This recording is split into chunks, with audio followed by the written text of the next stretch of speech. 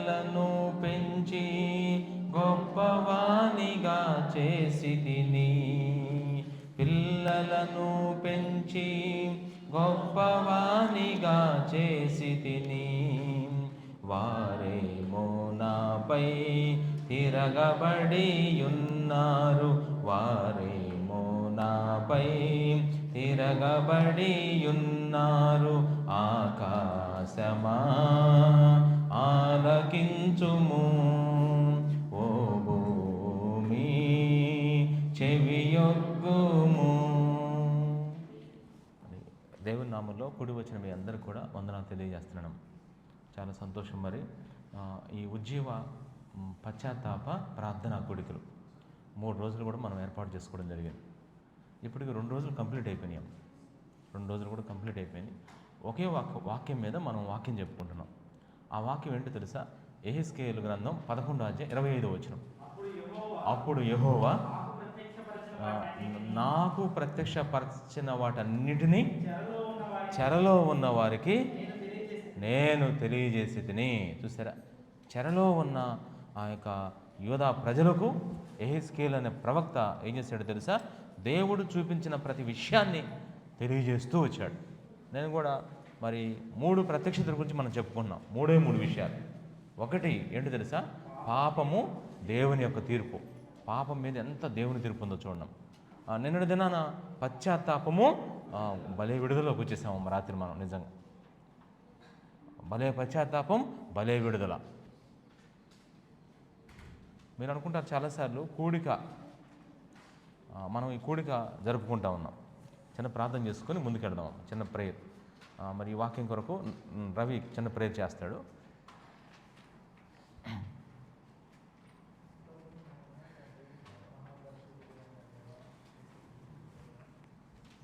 దేవా స్తోత్రాలయ్యా.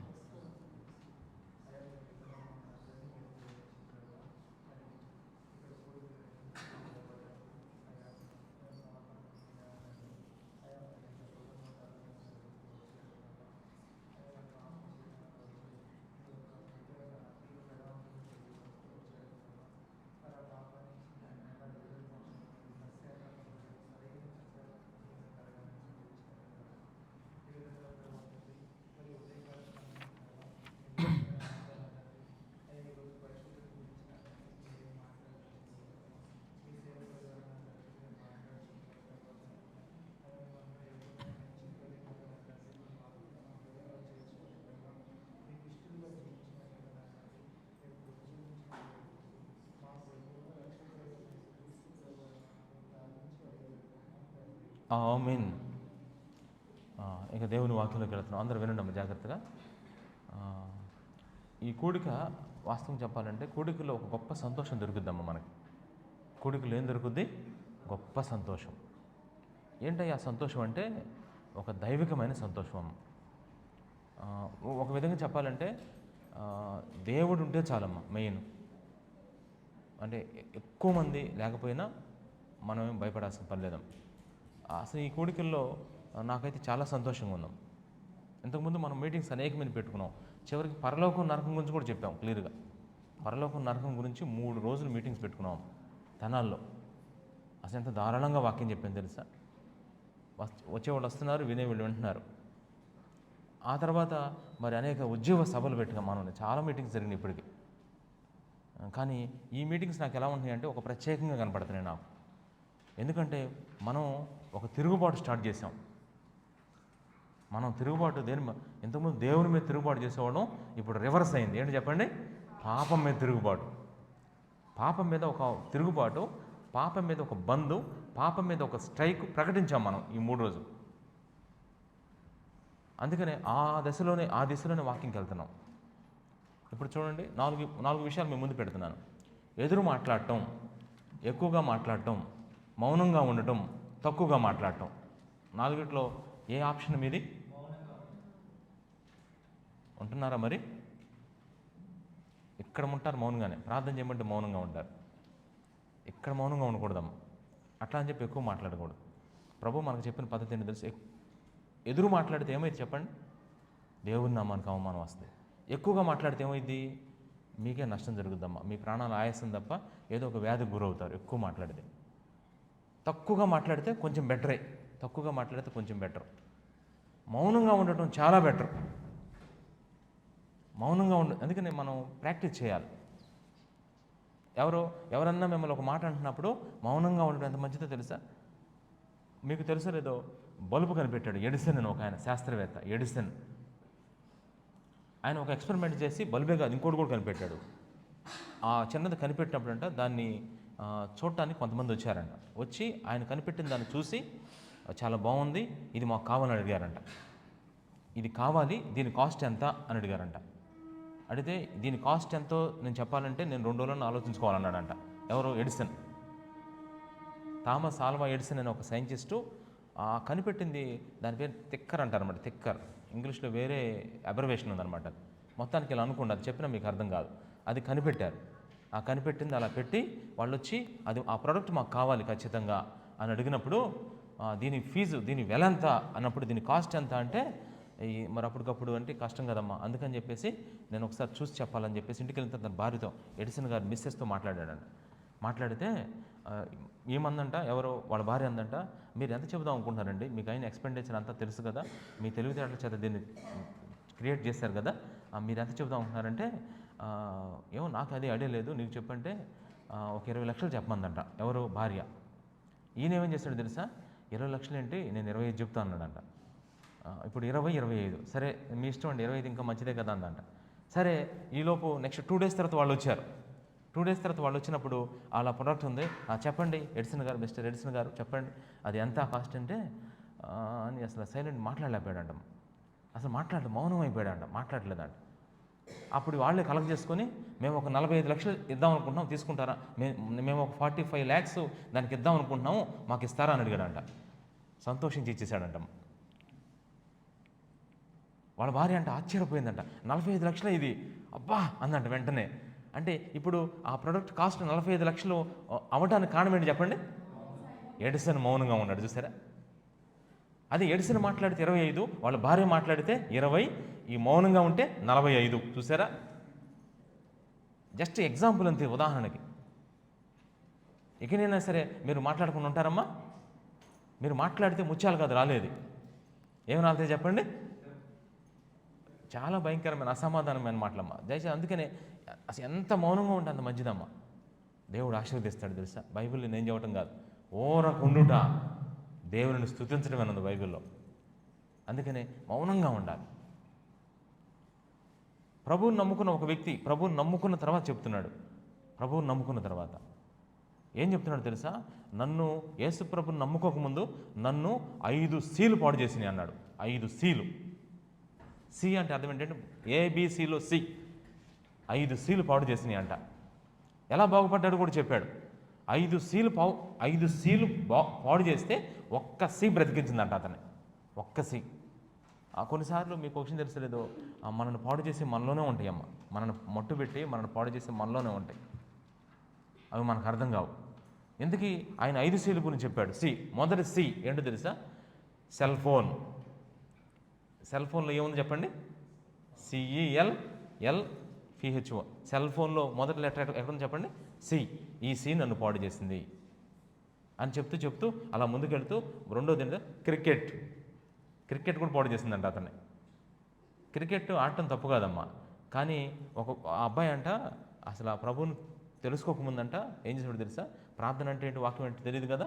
ప్రభువుని ఎరిగిన ఒక బిడ్డ అయితే ఏం చేశాడు తెలుసా? క్రికెట్ మోజులో పడి అడపాదడప ప్రార్థన, అడపాదడప వాక్యం చదువుకుని పరిగెత్తాడు క్రికెట్. వాళ్ళ ఫ్రెండ్ పిలిచాడంట, రాడా క్రికెట్ ఆడదామని చెప్పేసి. వెంటనే అప్పుడే ప్రార్థన చేద్దాం కూర్చున్నాడంట. ప్రార్థన చేసుకుంటాడు. ఎంతసేపు రా ప్రార్థన అన్నాడంట. వచ్చేస్తున్నాను రా అని చెప్పేసి ప్రభా వెళ్ళిపోయాడు. క్రికెట్ 2 గంటలు ఆడాడు, ప్రార్థన ఏమో 2 నిమిషాలు చేశాడు. అది తప్పు. క్రికెట్ ఆడటం తప్పు కాదు, ఇది తప్పు. క్రికెట్ మోజులో పడి నువ్వేం కోల్పోతున్నా? ఆత్మీయతను కోల్పోతున్నావు. అందుకే నన్ను పాడు చేసిన రెండో సి ఏంటో తెలుసా? క్రికెట్ అన్నాడు. ఇంకా మూడో సి ఏం పాడు చేస్తుంది అన్నాడు తెలుసా? వెంటనే చాటింగ్. చాటింగ్ అంటే అర్థమేంటి తెలుసా?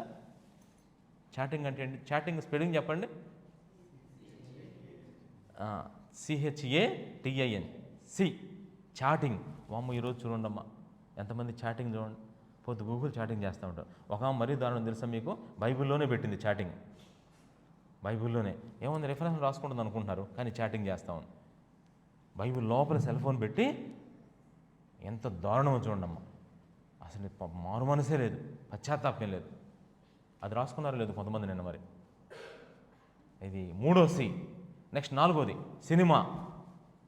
సినిమాలో ఏముంది చెప్పండి, సిఐ అని సినిమా. ఈ సి పాడు చేసిందంట అతని.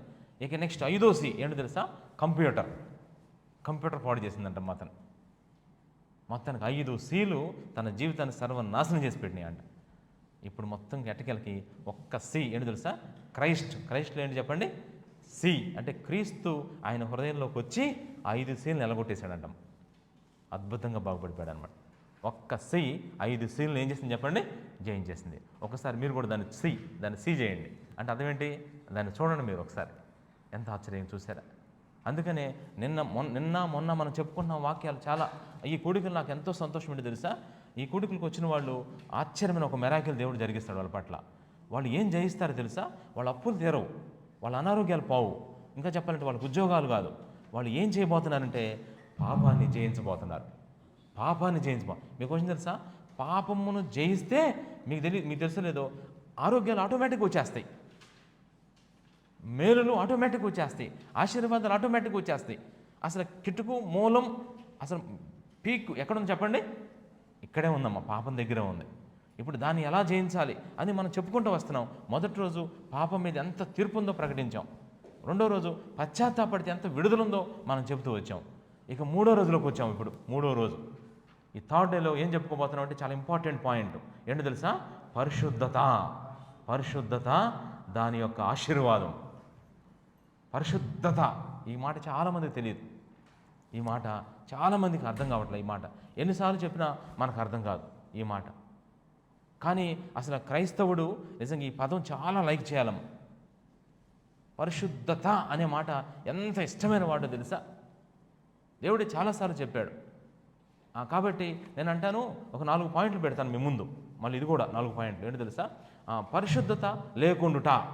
1, 2 పరిశుద్ధత కలిగి ఉండుట. పరిశుద్ధత లేకుండుట, నువ్వు ఏ ఆప్షన్లో ఉన్నావో ఒకసారి ఆలోచించు. పరిశుద్ధత లేకుండుట, పరిశుద్ధత కలిగి ఉండుట, పరిశుద్ధతలో ఎదుగుచుండుట. 4 పరిపూర్ణమైన పరిశుద్ధత, పరిపూర్ణంగా పరిశుద్ధత ఉండుట. పరిపూర్ణంగా ఉండుట. 4 పాయింట్లు మీ ముందు పెట్టాను. పరిపూర్ణమైన పరిశుద్ధత ఉండుట. మళ్ళీ ఒకసారి చెప్తాను చూడండి. పరిశుద్ధత లేకుండుట, పరిశుద్ధత కలిగి ఉండుట, పరిశుద్ధతలో ఎదుగుచుండుట. 4వది ఏంటంటే పరిపూర్ణమైన పరిశుద్ధత కలిగి ఉండుట, లేదంటే పరిశుద్ధత పరిపూర్ణంగా ఉండుట. ఏదైనా పెట్టుకోండి. ఇప్పుడు 4 ఆప్షన్స్లో మొదటి ఆప్షన్, ఇక్కడ ఉన్న వాళ్ళు ఎవరైనా సరే మీ గుండె మీద చేసుకొని చెప్పండి, నాకు పరిశుద్ధత ఉంది అని చెప్పగలరా మీరు? చెప్పలేకపోతే మీరు ఇంకా నిన్నటి దినానే ఉండారు, ఈ రోజుకు రానట్టే మీరు. నీ జీవితంలో పాపం అంటే ఏంటో తెలియాలి, దాని మీద దేవుని తీర్పు ఏంటో తెలియాలి. వచ్చిందా? అయితే ఒక దినం దాటావు, 2వ రోజుకి వచ్చావు. పశ్చాత్తాపం అంటే ఏంటో తెలియాలి, దానివల్ల ఎంత విడుదల ఉందో తెలియాలి. ఈ 2 తెలియకుండా 3వ రోజుకి రాకూడదు.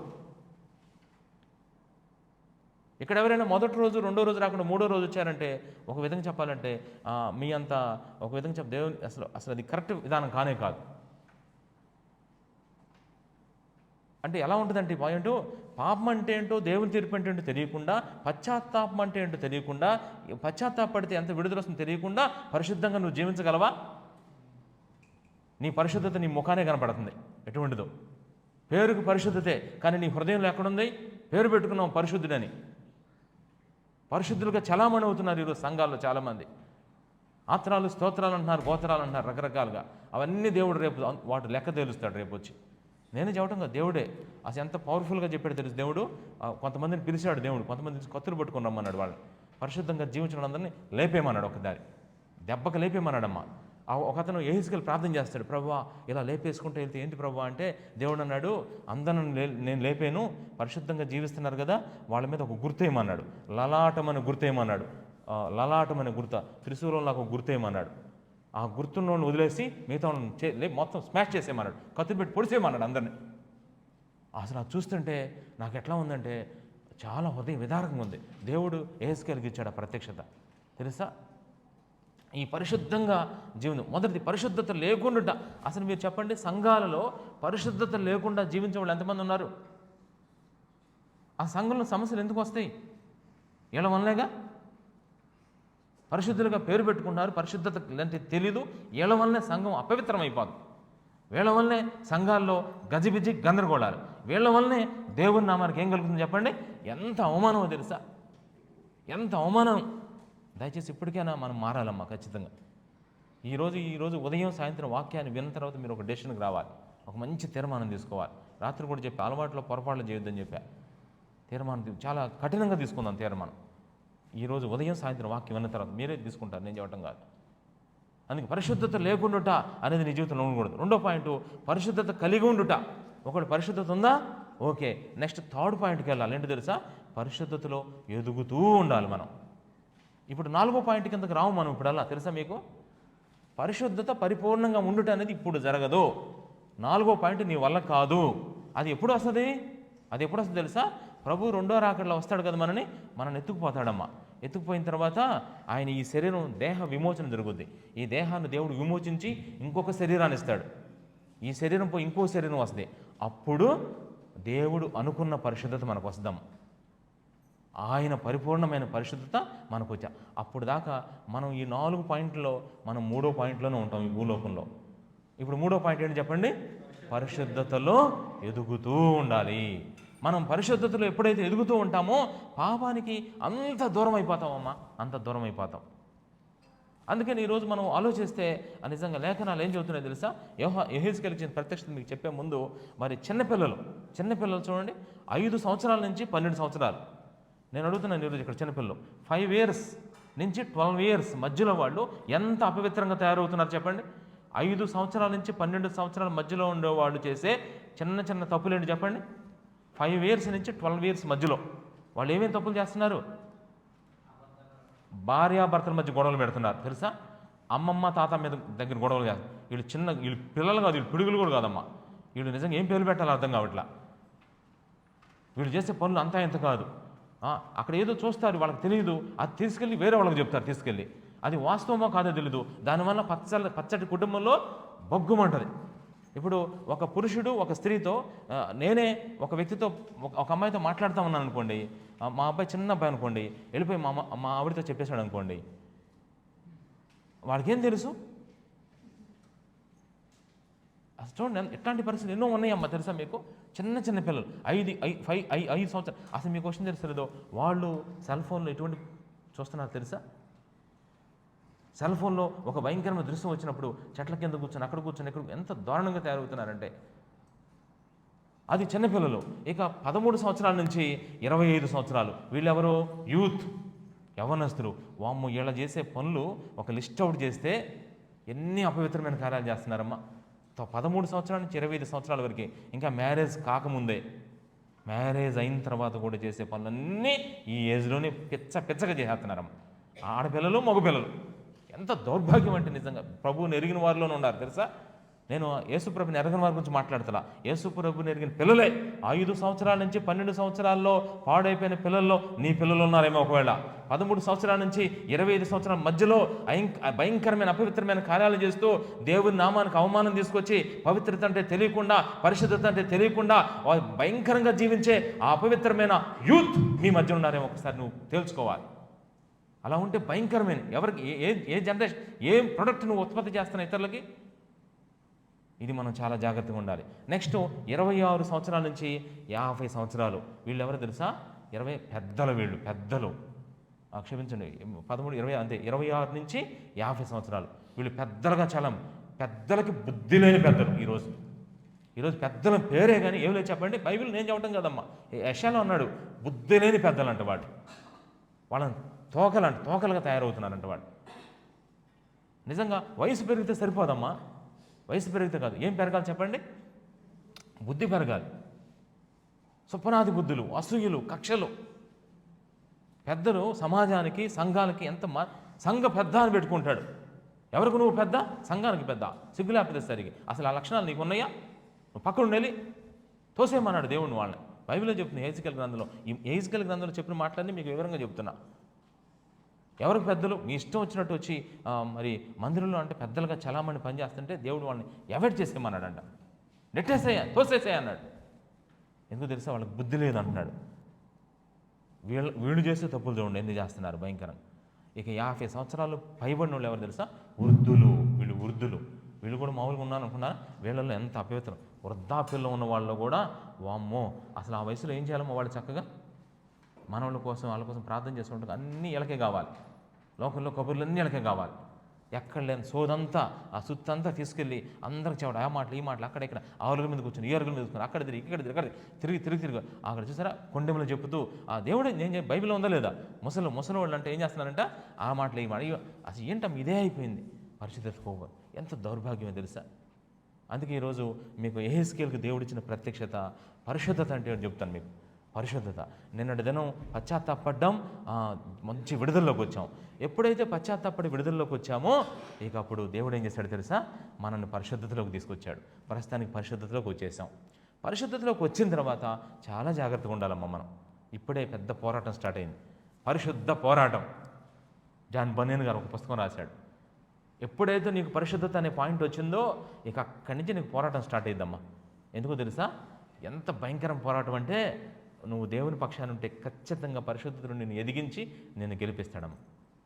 అందుకనే యెహెజ్కేలు గ్రంథం చూడండి ఒకసారి. యెహెజ్కేలు గ్రంథం, నేను ఇంకా పరిశుద్ధత అంటే చెప్పే ముందు బైబిల్లోకి వెళ్తున్నాను.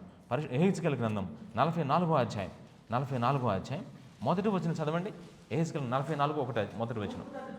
తూర్పు తట్టు చూచుచు పరిశుద్ధ స్థలం యొక్క బయట గుమ్మపు మార్గమునకు అతడు నన్ను తోడుకొని రాగా తూర్పు గుమ్మం మూయబడి ఉందంట. తూర్పు గుమ్మం ఎందుకు మూసేశారు తెలుసా? వీళ్ళందరూ అపవిత్రమైన కార్యాలు చేస్తుంటే ఆ గుమ్మం మూసేశారు. దేవుని మహిమ వెళ్ళిపోయింది. మనం చెప్పాను మొన్న నైట్ మీకు.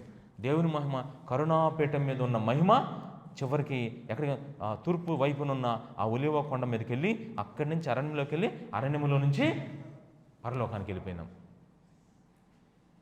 కేవలం మందిరంలో వాళ్ళు చేసిన అపవిత్రమైన కార్యాలను బట్టి. అవి కూడా రాశాడు అన్నీ కూడా. ఇప్పుడు తూర్పు డోరు మూసేశారు, మందిరం క్లోజ్. తర్వాత ఏం జరిగింది చూడండి ఒకసారి. అంతటా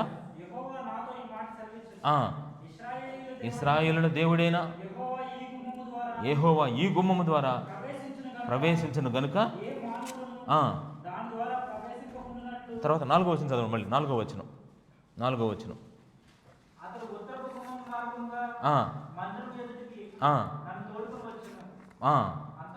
అంతలో యెహోవా తేజో మహిమతో యెహోవా మందిరము నిండుట. ఇప్పుడు మరలా పోయిన మహిమ మళ్ళీ వచ్చిందమ్మ. ఎందుకు వచ్చిందో తెలుసా?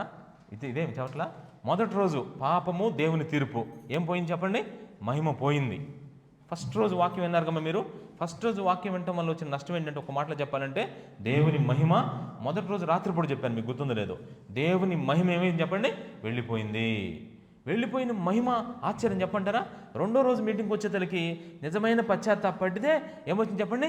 మళ్ళా మహిమ వచ్చిందా? ఇప్పుడు 3వ రోజులోకి వచ్చాం, మహిమ వచ్చింది. కాబట్టి ప్రభు యెహెజ్కేలు ప్రవక్త ద్వారా ఒక చిన్న ప్రత్యక్షత మనతో ఏం చెప్తున్నాడంటే, అన్నీ చూపించడానికి సమయం లేదు కాబట్టి ఇప్పుడు దాంట్లోనే చదవండి 6వ వచనం. తిరుగుబాటు చేయు ఇశ్రాయేలులకు ఈ మాట ప్రకటించుము. ప్రభు అయిన యెహోవా సెలవిచ్చినదేమనగా, ఇశ్రాయేలులారా, ఇది వరకు మీరు చేసిన ఏ క్రియలన్నీ చాలు. అక్కడ ఆగండి. దేవుడు అంత చక్కగా మాట్లాడదా? అమ్మా, రాత్రి ఎంత పశ్చాత్తాపడ్డారు మీ పాపాలు తీసుకొని, ఇక స్టాప్, చాలు, ఇప్పటి వరకు జరిగించిన కార్యాలు చాలు. నిన్నటితో మనం చెక్ పెట్టేస్తాం, నిన్నటితో పులి స్టాప్ పెట్టేస్తాం. ఇక మీరు ఎక్కడికి వచ్చారంటే పరిశుద్ధతలోకి వచ్చారు. ఇదే మాట పేతురు భక్తుడు ఏమన్నాడు తెలుసా? మొదటి పేతురు రాసిన పత్రిక 4వ అధ్యాయం 2వ వచనం చదువుదాం. మొదటి పేతురు 4వ అధ్యాయం 2వ వచనం. అట్టి మనసును ఆయుధముగా ధరించుకొని శరీర విషయంలో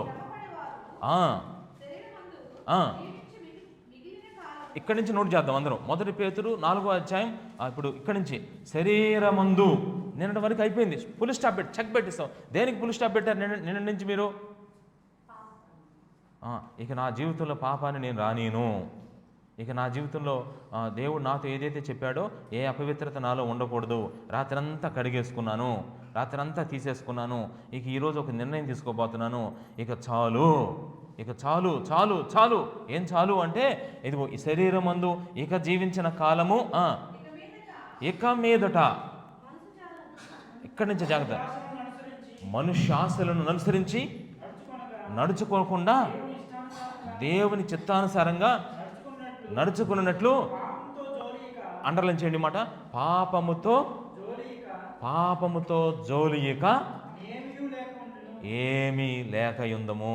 పాపంతో ఇక నేను చెప్పాను రాత్రి కూడా, ఇక పాపానికి బాయ్ బాయ్. ఎవరికి చెప్పాలి చెప్పండి అమ్మా. ఈ పొద్దుగూలు చెప్పడం ఈ పని. ఇక నాన్న ఇల్లు వస్తా బాయ్ బాయ్. ఎక్కడ అతను పాపం చేయడానికి అతను నాన్న బాయ్ బాయ్. నాన్నకి టాటా ఎక్కడ పాపం చేయడానికా? కాదు, ప్రభుకి ఇప్పుడు మనమే ప్రభుకి వెల్కమ్ చెప్పి ఇప్పుడు సాతానుడు వాడు ఇచ్చలకన్నిటికి ఏం చెప్పాలి చెప్పండి? టాటా చెప్పాలి. ఇక చాలు, మీరు జరిగించిన అసూయలు కక్షలు ఇవన్నీ నిన్నటితో ఫుల్ స్టాప్. ఇంకా చూడండి ఏమంటున్నాడు, చదవండి, కంటిన్యూ చేయండి దాన్ని. మనము పోకిరి చేష్టలు, దురాశలు, మద్యపానము, అల్లరితో కూడిన ఆటపాటలు, త్రాగుబోతుల విందులు, విగ్రహ పూజలు మొదలైన వాటి యందు నడుచుకొనుచు అన్యజనుల ఇష్టము గతించిన కాలము చాలు. ఇంకెంతకాలం అమ్మా? రక్షించబడి ఎన్ని సంవత్సరాలు అవుతుంది నువ్వు? ఎప్పుడు ఇక పాపం చేస్తూ పాపం ఇదే అయిపోయింది నీకు పొద్దుగూకులు. అసలు నేను అంటాను, ఈరోజు పాపము చెయ్యని ఒక్క రోజన్నా ఉందా నీ జీవితంలో రక్షించబడిన తర్వాత? ఒక్కరోజన్నా ఆలోచించు. ఈరోజు నేను ఏ పాపము చేయలేదని ఎప్పుడన్నా నువ్వు సాక్ష్యం చెప్పావా? అదేమంటే బలహీనుని ప్రభువా, పడిపోతున్నానయ్యా, పడిపోయానయ్యా, పడిపోతానేమో ప్రభువా. మళ్ళీ చూసారా నీ జీవితంలో నిజం ఒక్కసారి ఆలోచించు.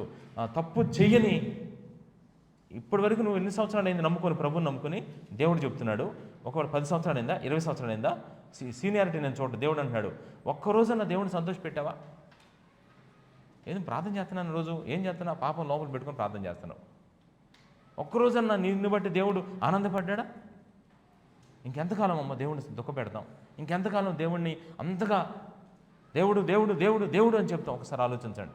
ఇకనైనా మించిపోయింది ఏం లేదు. ప్రభు అంటాడు, ఇక మత్తయి సువార్త 6:34 ఇలా అన్నాడు దేవుడు. మత్తయి సువార్త 6:34 ఇక్కడ ఒక చిన్న పదం వాడాడు, ఇక చాలు అంటున్నాడు. చూడండి ఇక్కడ కూడా ఏమన్నాడు చూడండి, మత్తయి సువార్త 6:34.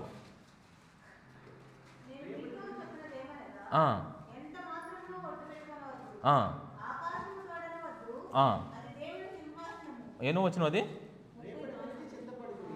మత్తయి సువార్త 6:34.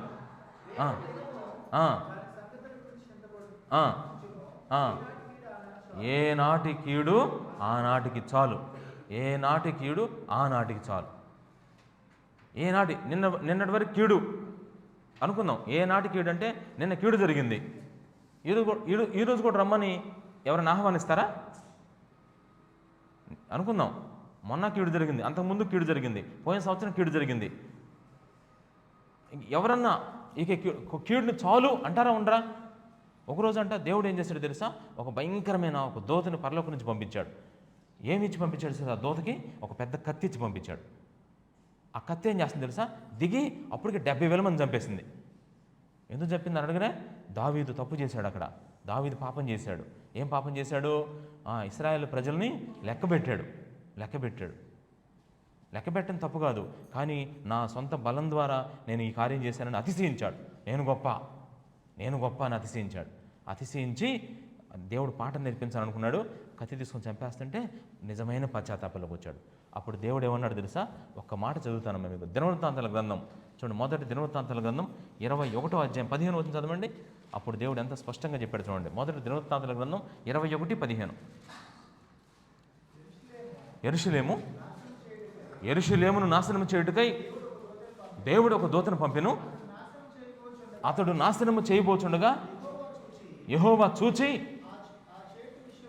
ఆ చెడు విషయమై సంతాపము నుండి నాశనము చేయు దూతతో చాలు.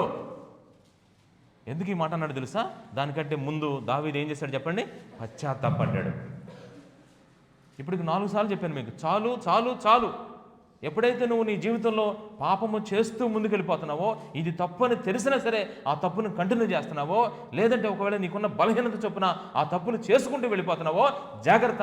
నువ్వు తప్పులు చేసుకుంటూ వెళితే నీకు రాబోయే రోజుల్లో తిప్పలు తప్పవు నీకు.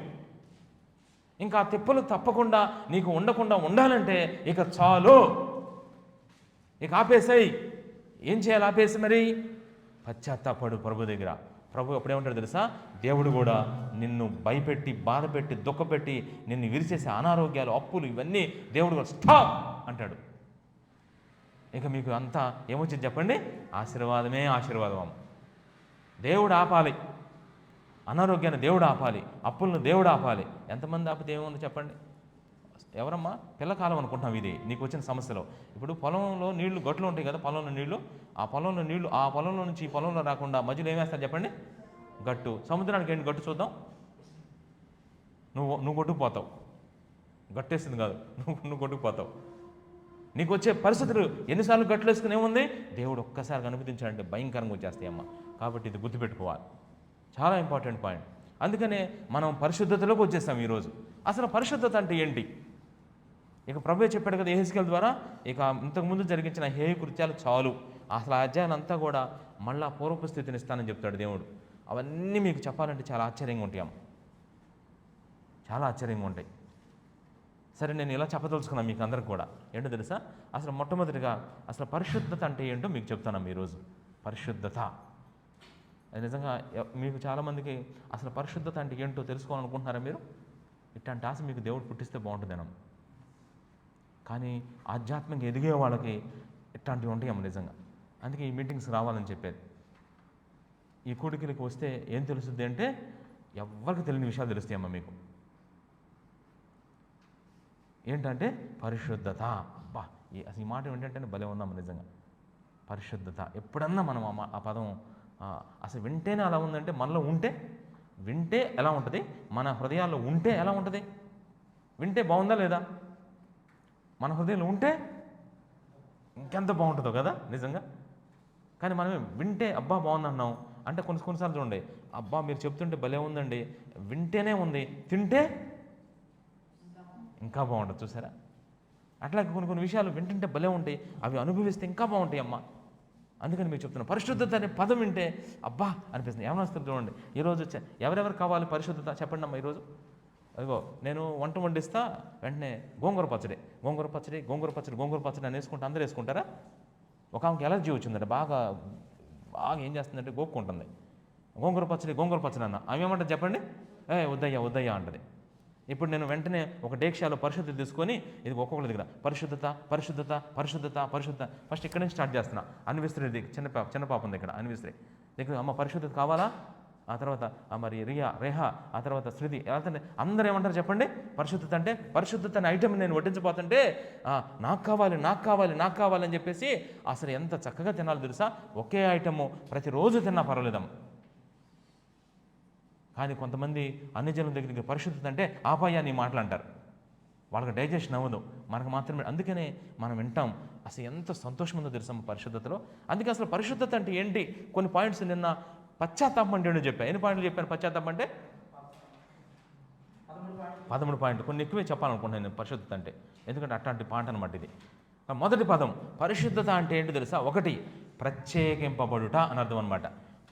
మొట్టమొదటి పదం ప్రత్యేకించబడుట. పరిశుద్ధత అంటే తేలిక తీసుకోవద్దాం. ప్రత్యేకించబడాలి. మంచి చెడు రెండు కలిసి ఉన్నాయి. మంచి అనుకున్నదంట, నన్ను ఎవరు గుర్తించట్లేదు అంటుందంట. అప్పుడు దేవుడు అన్నాడంట, నువ్వు సపరేట్ అవు అన్నాడంట. జాగ్రత్త వినాలమ్మ ఈ మాట. నలుగురు చెడ్డోళ్ళు ఉంటే వాళ్ళలో ఒక మంచోడు ఉంటే వాడిని కూడా ఏమంటారు చెప్పండి? అప్పుడు చెడుని మంచిని ఏం చేయాలి చెప్పండి? మనం సపరేట్ చేయాలి. ఆ సపరేషన్, ఆ ప్రత్యేకతని అలా ప్రత్యేకపరచటాన్నే ఏమంటారు తెలుసా? పరిశుద్ధత అంటారమ్మా. ప్రత్యేకించబడ్డామా మరి నువ్వు? మీ ఇంట్లో మీ ఇరుగు పొరుగు వారి మధ్య ప్రత్యేకించబడ్డావా? మీ బంధువు సేమ్ యాజ్ ఇట్ ఈజ్. మా పెద్దమ్మ ఎట్లా ఉంటుంది, చిన్నమ్మ కూడా అట్టాగా ఉంది. పెద్దమ్మ ఎవరంట అడగరే, తిట్టుపోతంట. అందుకే చిన్నమ్మ కూడా అట్టాగా ఉంటుంది, ఏం పోలు. నేనట్టో నా పిల్లలు కూడా అంతే. నువ్వెవరమ్మంటే ఒక ఆమెను తెలుసా, మా ఊర్లో జరిగిన సంఘటన చెప్తున్నా, వలబాపులో జరిగిన సంఘటన. నీ బుద్ధిలో వచ్చిన మీ అమ్మాయి కూడా. ఈ అమ్మాయి ఎవరంటే వ్యభిచారం చేసే అమ్మాయి. ఈ బుద్ధిలో వచ్చినట్టు ఆ పిల్లలకు కూడా. చూడండి ఎంత దారుణం. ఏం పంచింది ఇప్పుడు పిల్లలకి? ప్రత్యేకత లేదు. సరే అమ్మ నువ్వనేట్టు ఉంటే మీ పిల్లన్నా అనుకుని ఏం పిల్ల కూడా అయిపోయింది, ఏం చేస్తాం కానీ అమ్మ. ఆవు అంటారు కదమ్మా, ఏం సామెత అది? ఆవు చేలో మేస్తే దూడ గట్టు మీద మేస్తుంది అంటారా? అందుకేలమ్మా అంటారు. నిజంగా అది కూడా గుర్తుపెట్టుకుని, అందుకనే ఈ గుర్తుపెట్టుకుని ప్రత్యేకించబడుట పరిశుద్ధత అంటే. నిజంగా నువ్వు ప్రత్యేకించబడకపోతే ఇంకా నీకు పరిశుద్ధత లేనట్టే. పరిశుద్ధతకు ఒక పదం ప్రత్యేకించబడుట. రెండో పదం ఏంటి తెలుసా? ఆ పాపము నుండి వేరు చేయబడుట. అంటే పాపము నుంచి వేరుపడుట, పాపంలో నుంచి వేరుపడటం. ఫస్ట్ పదం ప్రత్యేకించబడుట లోక సంబంధాల నుంచి. రెండోది పాపము నుంచి వేరుపడుట. అంటే దీని అర్థం ఏంటంటే, ఒక విధంగా చెప్పాలంటే యేసుక్రీస్తు నమ్ముకున్న పరిశుద్ధులు పాపానికి డైవర్స్ ఇచ్చేశారు. ఇప్పుడు సెల్ ఫోన్ చూస్తున్నప్పుడు కొన్ని వస్తూ ఉంటాయి కదా, వచ్చినప్పుడు చేత్తో దాన్ని ఎట్లా అనాలి. అలా అనలేకపోతున్నామంటే నువ్వు వేరుపడలేదని అర్థం అనమాట. ఉంటాయి సెల్ ఫోన్లు అన్నీ ఉంటాయి. అన్నీ మన ముందుకు వస్తున్నప్పుడు ఏం చేయాలి చెప్పండి? టక్కన అలా తోసేయాలి వాటిని. అట్లాంటి బలం నీకు లేదంటే నువ్వు పరిశుద్ధతలు ఎదగనట్టే ఇంకా. అందుకే పాపము నుంచి ఏం చేయాలి? వేరుపడుట. మూడో పదం ఏంటి తెలుసా? ఇది చాలా ఇంపార్టెంట్ పదం. దేవుని స్వభావాన్ని ధరించుకొనుట. దేవుని స్వభావాన్ని ధరించుకోవటం పరిశుద్ధత అంటే. ధోని షర్ట్ వేసుకోవడం కాదు. మీలో చూడండి, క్రికెట్ ఇష్టపడేవాళ్ళు ధోని షర్ట్ వేసుకుంటే ఎలా ఉంటుంది? ఇప్పుడు ఎనోష్ ధోని షర్ట్ వేసాం అనుకోండి, ఎట్లా రియాక్ట్ అవుతారు చూద్దాం ఒకసారి. కానీ విచిత్రం చెప్పనా, ఆ షర్ట్ ఇప్పుడు 2 లక్షలు అంటమ్మా. కానీ ఇప్పుడు ఎన్నోష్ ఏం చేస్తానంటే, నాకు కావాల్సింది అది ఇవ్వకపోతే నేను స్కూల్కి వెళ్ళను, అది ఇవ్వకపోతే నేను అన్నం తిన్ను, అది ఇవ్వకపోతే ఆ చర్చికి రాను అన్నాడు అనుకోండి. పాపం చర్చికి రాననే తెలియక రవికి బాధ అనిపించి ఎట్లా కూడా తీసుకొద్దాం ధోని షర్ట్ వేసుకున్నాడు. ఇప్పుడు ధోని షర్ట్ వేసుకుని వచ్చాడు ఎవరో ఎన్నోష్ లోపలికి. ఎలా ఫీలింగ్ ఉంటుంది చెప్పండి? ఎవరు రియాక్ట్ మాకేం తెలియదు కదా. ఎవరు రియాక్ట్ అయిపోతుంటే ఏంది రియాక్ట్ అవ్వట్లేదు మీరు అంటున్నాడు. అంటే కొంచెం ఇది ఎవరి షర్ట్ తెలుసా? ధోని షర్ట్. ఇదంతా 2 లక్షలు. ధోని షర్ట్లో పాపం లేదంటారా? ఇది పాపం తెలియక కొంటం తప్ప ఏమైనా ఉందమ్మా చెప్పండి? ధోని మీరు క్రికెట్ ఆడి బ్యాట్ మీద ధోని సంతకం పెట్టాడంట. ఏమైంది పెడితే? నాకు తెలియకూడదు, నేను చొరపడింది చెప్పండి. కొంతమంది దాన్ని తీసుకుని బీరువాలో పెట్టుకున్నాడంటమ్మా. డబ్బులు పెట్టుకుని దగ్గర పెట్టుకున్నాడంట. అది ఏం చేస్తాడు చూడండి ఒక్కసారి మీరు ఆలోచించండి. అది కాదు, ఆ దేవుని స్వభావాన్ని, దేవునికి ఎటువంటి స్వభావం ఉందో దేవుని స్వభావం ఏంటి? పరిశుద్ధత. ఆ దాన్ని ధరించుకున్నావు నువ్వు. అదే పరిశుద్ధత అంటే. నిజంగా దేవుని చొక్కాన్ని నువ్వు ధరించుకున్నావు. ఎలా రియాక్ట్ అవ్వాలి చెప్పండి? ఎంత అయిందమ్మా ఈ చొక్కా ఎంత అయింది? ఇప్పుడు చెప్పండి. దేవుని చొక్కాను ధరించుకున్నావు, దేవుని స్వభావాన్ని ధరించుకున్నావు. ఇప్పుడు చెప్పండి, ఆ చొక్కా ఖరీదు ఎంత? వామ్మో, ఎన్ని చెప్పంటావు చెప్పండి? దానికి వెలబెట్ట. అమూల్యమైన చొక్కా, అది అమూల్యమైనది, దానికి కాస్ట్ లేదు. ఎంత చెల్లించినా ఆ షర్టు రాదు. అందుకే పరిశుద్ధతకు 3వ పదం. 4వ పదం పరిశుద్ధత అంటే తెలుసా? ఆ పరిశుద్ధాత్మ దేవుడు నీ మీద పెత్తనం, అంటే పరిశుద్ధాత్మ దేవుడు నీ మీద అధికారాన్ని చూపెట్టుట. పరిశుద్ధాత్మ అధికారము నీలో ఉండుట అని పెట్టుకోండి. పరిశుద్ధాత్మ అధికారము నీలో ఉండుట, అదే పరిశుద్ధత. మళ్ళా చెప్తున్నా, పరిశుద్ధాత్మ అధికారము నీలో ఉండుట. పరిశుద్ధత అంటే అర్థం ఏంటంటే, మనలో పరిశుద్ధాత్ముడు నివాసం చేస్తున్నప్పుడు నాకు అనిపిస్తుంది, అటు చూడు అంటూ ఉంటాడు. లోపల పాత స్వభావం. 2 స్వభావాలు ఉంటాయమ్మో ఇక్కడ. అర్థంగా మీకు అందరూ తెలుసు. ఒక విశ్వాసంలో నేను ఎప్పుడు చెప్తూ ఉంటాను, 2 నేచర్స్ ఉంటాయి. ఏంటో తెలుసు? ఒకటి పాత స్వభావము, 2 కొత్త స్వభావం. ఈ పాత స్వభావం ఎట్టొచ్చింది మీకు? మా తల్లిదండ్రుల ద్వారా, అంటే ఆదాము దగ్గర నుంచి వచ్చింది. మరి కొత్త స్వభావం ఎట్టొచ్చింది? యేసుప్రభు శిలువలో మరణించి తిరిగి వెళ్ళిపోయిన తర్వాత పరిశుద్ధాత్మ దేవుడు రావడం వల్ల కొత్త స్వభావం వచ్చేసింది. ఇప్పుడు కొత్త స్వభావం ఏముంటుంది తెలుసా? ఇలా అంటది. ఏముంటుందంటే, అమ్మాయిని చూడొద్దు అంటది. పాత స్వభావం ఏమంటది? ఏమైందంట చూస్తే చూస్తా అంటది. ఇప్పుడు పరిశుద్ధత కలిగి ఉండటం అంటే నీలో ఎవరి అధికారం కనబడాలి? ఇప్పుడు నేను చెప్పాను, పరిశుద్ధాత్మ యొక్క అధికారము మనలో ఉండాలి. అప్పుడే నువ్వు పరిశుద్ధంగా ఉంటావు. మరి ఎవరు అధికారం చేస్తున్నారు నీ మీద? ఎవరు అధికారం చేస్తున్నారని ఉదాహరణకి మీకు ఒక విషయం చెప్తాను చూడండి. ఒకరోజు అంటే పొద్దున్నే ఒక ఆయన వాకింగ్కి వెళ్ళేవాడంట. ఒక ఆయన ఎదురుపడేవాడంట. గుడ్ మార్నింగ్ అని చెప్పేవాడంట. Good morning అనేవాడంట. ఆయన చూసి పైన కింద చూసి వెళ్ళిపోయాడంట. మళ్ళీ రెండో రోజు గుడ్ మార్నింగ్ అనేవాడంట. మళ్ళీ ఈ వ్యక్తి అయితే గుడ్ మార్నింగ్ అని చెప్పేవాడంట. ఈ వ్యక్తి యేసుప్రభుని నమ్ముకున్న వ్యక్తి, ఆ వ్యక్తి కూడా యేసుప్రభుని నమ్ముకున్న వ్యక్తి. ఇద్దరు యేసుప్రభుని నమ్ముకున్న వ్యక్తులే. ఇద్దరు ఒకే చర్చికి వెళ్తారంట. అయితే ఉదయాన్నే లేచి మార్నింగ్ వాకింగ్కి వెళ్తున్నప్పుడు ఈ వ్యక్తి గుడ్ మార్నింగ్ అని చెప్తున్నప్పుడు ఈయనంట పైనుంచి చూశాడు, టన్నాడంట. మళ్ళీ రెండో రోజు మళ్ళీ గుడ్ మార్నింగ్ చెప్పాడంట. చెబితే టన్నాడంట. చూపు మార్నింగ్ అంట. మళ్ళీ చూసారా యాక్షన్స్ అర్థమైనా? ఫస్ట్ ఏమో టన్నాడు, ఫస్ట్ రెండో టన్నాడు. మళ్ళీ మూడో రోజు గుడ్ మార్నింగ్ టన్నాడంట. మళ్ళీ అది చూసారా ఎమోషన్స్ ఎలా ఉన్నాయో. ఇది పక్కన ఉన్న ఇంకో బిలీవర్ చూశాడంట. ఇంకొక బిలీవర్ చూసి అన్నాడంటే ఇతనితో, ఏమయ్యా నీకు అసలు మైండ్ ఉండొద్దు, నువ్వు ప్రతిసారి గుడ్ మార్నింగ్ చెప్పు, ఇప్పుడు 3 సార్లు గుడ్ మార్నింగ్ చెప్పావు, చెప్తే అసలు అతను తిరిగి గుడ్ మార్నింగ్ పెట్టట్లేదు, అసలు నువ్వెందుకు చెప్పాలి గుడ్ మార్నింగ్ అన్నాడంట. నువ్వెందుకు గుడ్ మార్నింగ్ చెప్పాలంటే ఈయనంట యేసు నామములో అపవాదిని బంధిస్తున్నానంట. ఇదేంటంటే అసలు ఇప్పుడు గుడ్ మార్నింగ్ చెప్పాలి అనేది ఎవరు చెప్పారో తెలుసా? పరిశుద్ధాత్మ దేవుడు చెప్పాడు నాకు. పరిశుద్ధాత్మ దేవుడు. వాడు గుడ్ మార్నింగ్ చెప్పకపోయినా వాడు చెప్పినట్టు నేనేనాలా? నాలో ఎవరి అధికారం చేస్తున్నారు? పరిశుద్ధాత్మ దేవుడు ఉన్నాడు నాలో. పరిశుద్ధాత్మ అధికారం నాలో ఉంది. నేను పరిశుద్ధంగా ఉన్నాను. అతను గుడ్ మార్నింగ్ చెప్పపోయినా, గుడ్ మార్నింగ్ అంటే మీకు అర్థం కాదేమో, వందనాలు చెప్పటం. అమ్మ వందనాలు అమ్మ అంటే ఎట్టాను, అయినా సరే వెళ్ళిపోయావు. రెండోసారి అమ్మ వందనాలు అమ్మ అంటే అని వెళ్ళిపోయావు. మూడోసారి అమ్మ వందనాలు అంటే అట్టు వెళ్ళిపోయావు. నాలుగోసారి నువ్వు వందనాలు చెబుతావా? ఎందుకు చెప్పవు? ఇప్పుడు చెప్పండి, ఎందుకు చెప్పరు? మీరు పరిశుద్ధంగా ఉంటే ఏం చేస్తారు చెప్పండి? పరిశుద్ధాత్మ దేవుడు మీలో ఏం చేయమని చెప్తున్నాడు? వందనాలు చేసే వాళ్ళకి వందనాలు చెప్తే వందనాలు ఏముంది? అదే కదా మా బైబిల్లో పక్కన అయితే ప్రైజ్ లాడ్ భలే ఉందా మీకు. ఇప్పుడు ఒక ఆమె మీకు నోతకులు కానీ వలబాపురులు కానీ మంగళిగారులు కానీ ఎవరో ఒకళ్ళు మీకు వందనాలు చెప్పట్లా. ఇప్పుడు చూడండి నీలో స్టార్ట్ అయ్యింది పరిశుద్ధత. ఆత్మదేవుడు ఏం చేస్తే తెలుసా? చెప్పు వందనాలు. ఎవరు చెప్తే వాళ్ళే. నిజంగా చూడండి, మనమే తగ్గించుకోవాలమ్మా. అలా తగ్గించుకోమని చెప్తాడు ఎవరు చెప్పండి? ఆత్మదేవుడు. అది గొప్ప విషయం అన్నమాట. చూస్తారా, అదే పరిశుద్ధత అంటే. నువ్వు అనుకున్నట్టు చక్కగా 3 పూట్ల చక్కగా ఉమ్మి మినకుండా ఉపవాసం ఉండే పరిశుద్ధత కాదమ్మా. అది తెల్ల బట్టలు వేసుకుంటే పరిశుద్ధత కాదు. మరి తలస్నానం చేస్తే పరిశుద్ధత అనుకున్నారా? పరిశుభ్రత. అది ఈరోజు విశ్వాసానికి అర్థం కావట్లా. పరిశుభ్రతకి పరిశుద్ధతకి తేడా తెలియట్లేదు జనానికి. చర్చికి ఒక ఆమె ఏం చేస్తుందంటే తెల్ల బట్టలేసి చక్కగా కుంగుడిగాలతో, అసలు మరీ దారుణం కదమ్మా. ఎవరు వాళ్ళ పాస్టర్ గారు చెప్పాడంటమ్మా, షాంపుతో కాదు కుంగుడిగాలు పోసుకోమనంట. ఆ రోజు ఎవరమ్మా చెప్పింది నీకు? ఆ పాస్టర్. ఆయన చెప్పటం సరే, నువ్వు వింటాం సరే. ఎట్లుంటుందని శ్యాంప్రసాద్ గారు గర్భఫలం కావాలంటే ఆ యాపిల్ కొరకమని సగం కొరకు సగం ఇంటికి తీసుకెళ్ళి కొరకాలంట. ఏంటి అసలు చాలా ఆశ్చర్యంగా అనిపిస్తుంది ఈ మాటలో. అసలు ఆయన చెప్పాడు సరే, నువ్వు వినొద్దు, నీకు ఎక్కడ మైండ్ లేదు. అసలు నేను స్నానం కూడా చేయకుండా వస్తానమ్మా ఆరాధనకి, నీకేమైనా డౌటా? స్నానం చేయకుండా వచ్చి నేను ఆరాధన చేస్తా, నా ఆరాధన దేవుడు స్వీకరించడా? 100% స్వీకరిస్తాడు తెలుసా. 100%. మీరు తప్పుగా అనుకోవద్దు, ఎందుకు బైబిల్ చెప్తుంది సత్యం. జరిగిన బైబిల్లోనే చేతులు కాళ్ళు కడుక్కోకుండా భోజనం చేస్తున్నారు. ఏంటి అసలు నీ శిష్యులు ఎలా చేస్తున్నావు అడిగారు కొంతమంది. అప్పుడు దేవుడే చెప్పాడు తెలుసా, ఈ చేతులు కడుక్కోపోవటం వల్ల నీకు వచ్చేది ఏంటంటే శరీరానికి ఇన్ఫెక్షన్ వస్తుంది, శరీరం అందుకు కడుక్కో. కానీ అసలు పాపం ఎక్కడి నుంచి వస్తుంది చెప్పండి? కడుక్కోవటంలో కాదు ఉంది, లోపల నుంచి వస్తుంది బయటికి.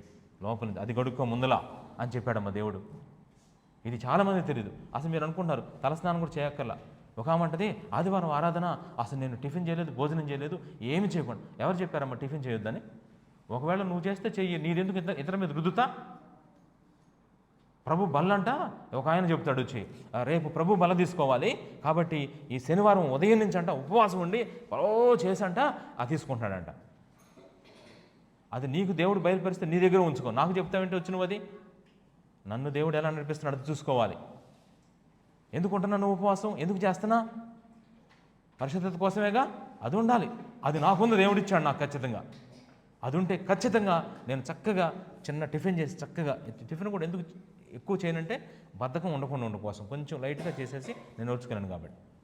చాలామంది తెలియక ఉపవాసం ఉంటే, ఒక చెప్పాను కదా, ఒక ఉపవాసం ఉంటే స్వీట్ తింటే హృదయం అంట ఎవరు అన్నారంట, స్వీట్ తిన్నావా అయితే నువ్వు నరకానికి పోతావు అన్నారంట.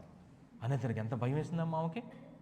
అందుకే మీరు తెలియకుండా అలా అనుకోవద్దమ్మా దయచేసి, ఎవరు తప్పుగా అనుకోవద్దు.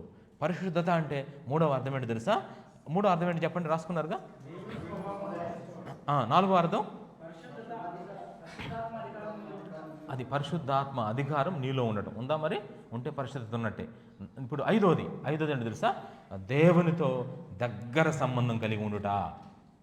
దేవునితో దగ్గర సంబంధం కలిగి ఉండటం, అదే పరిశుద్ధత. దేవునితో దగ్గర సంబంధం ఉంటుందమ్మా.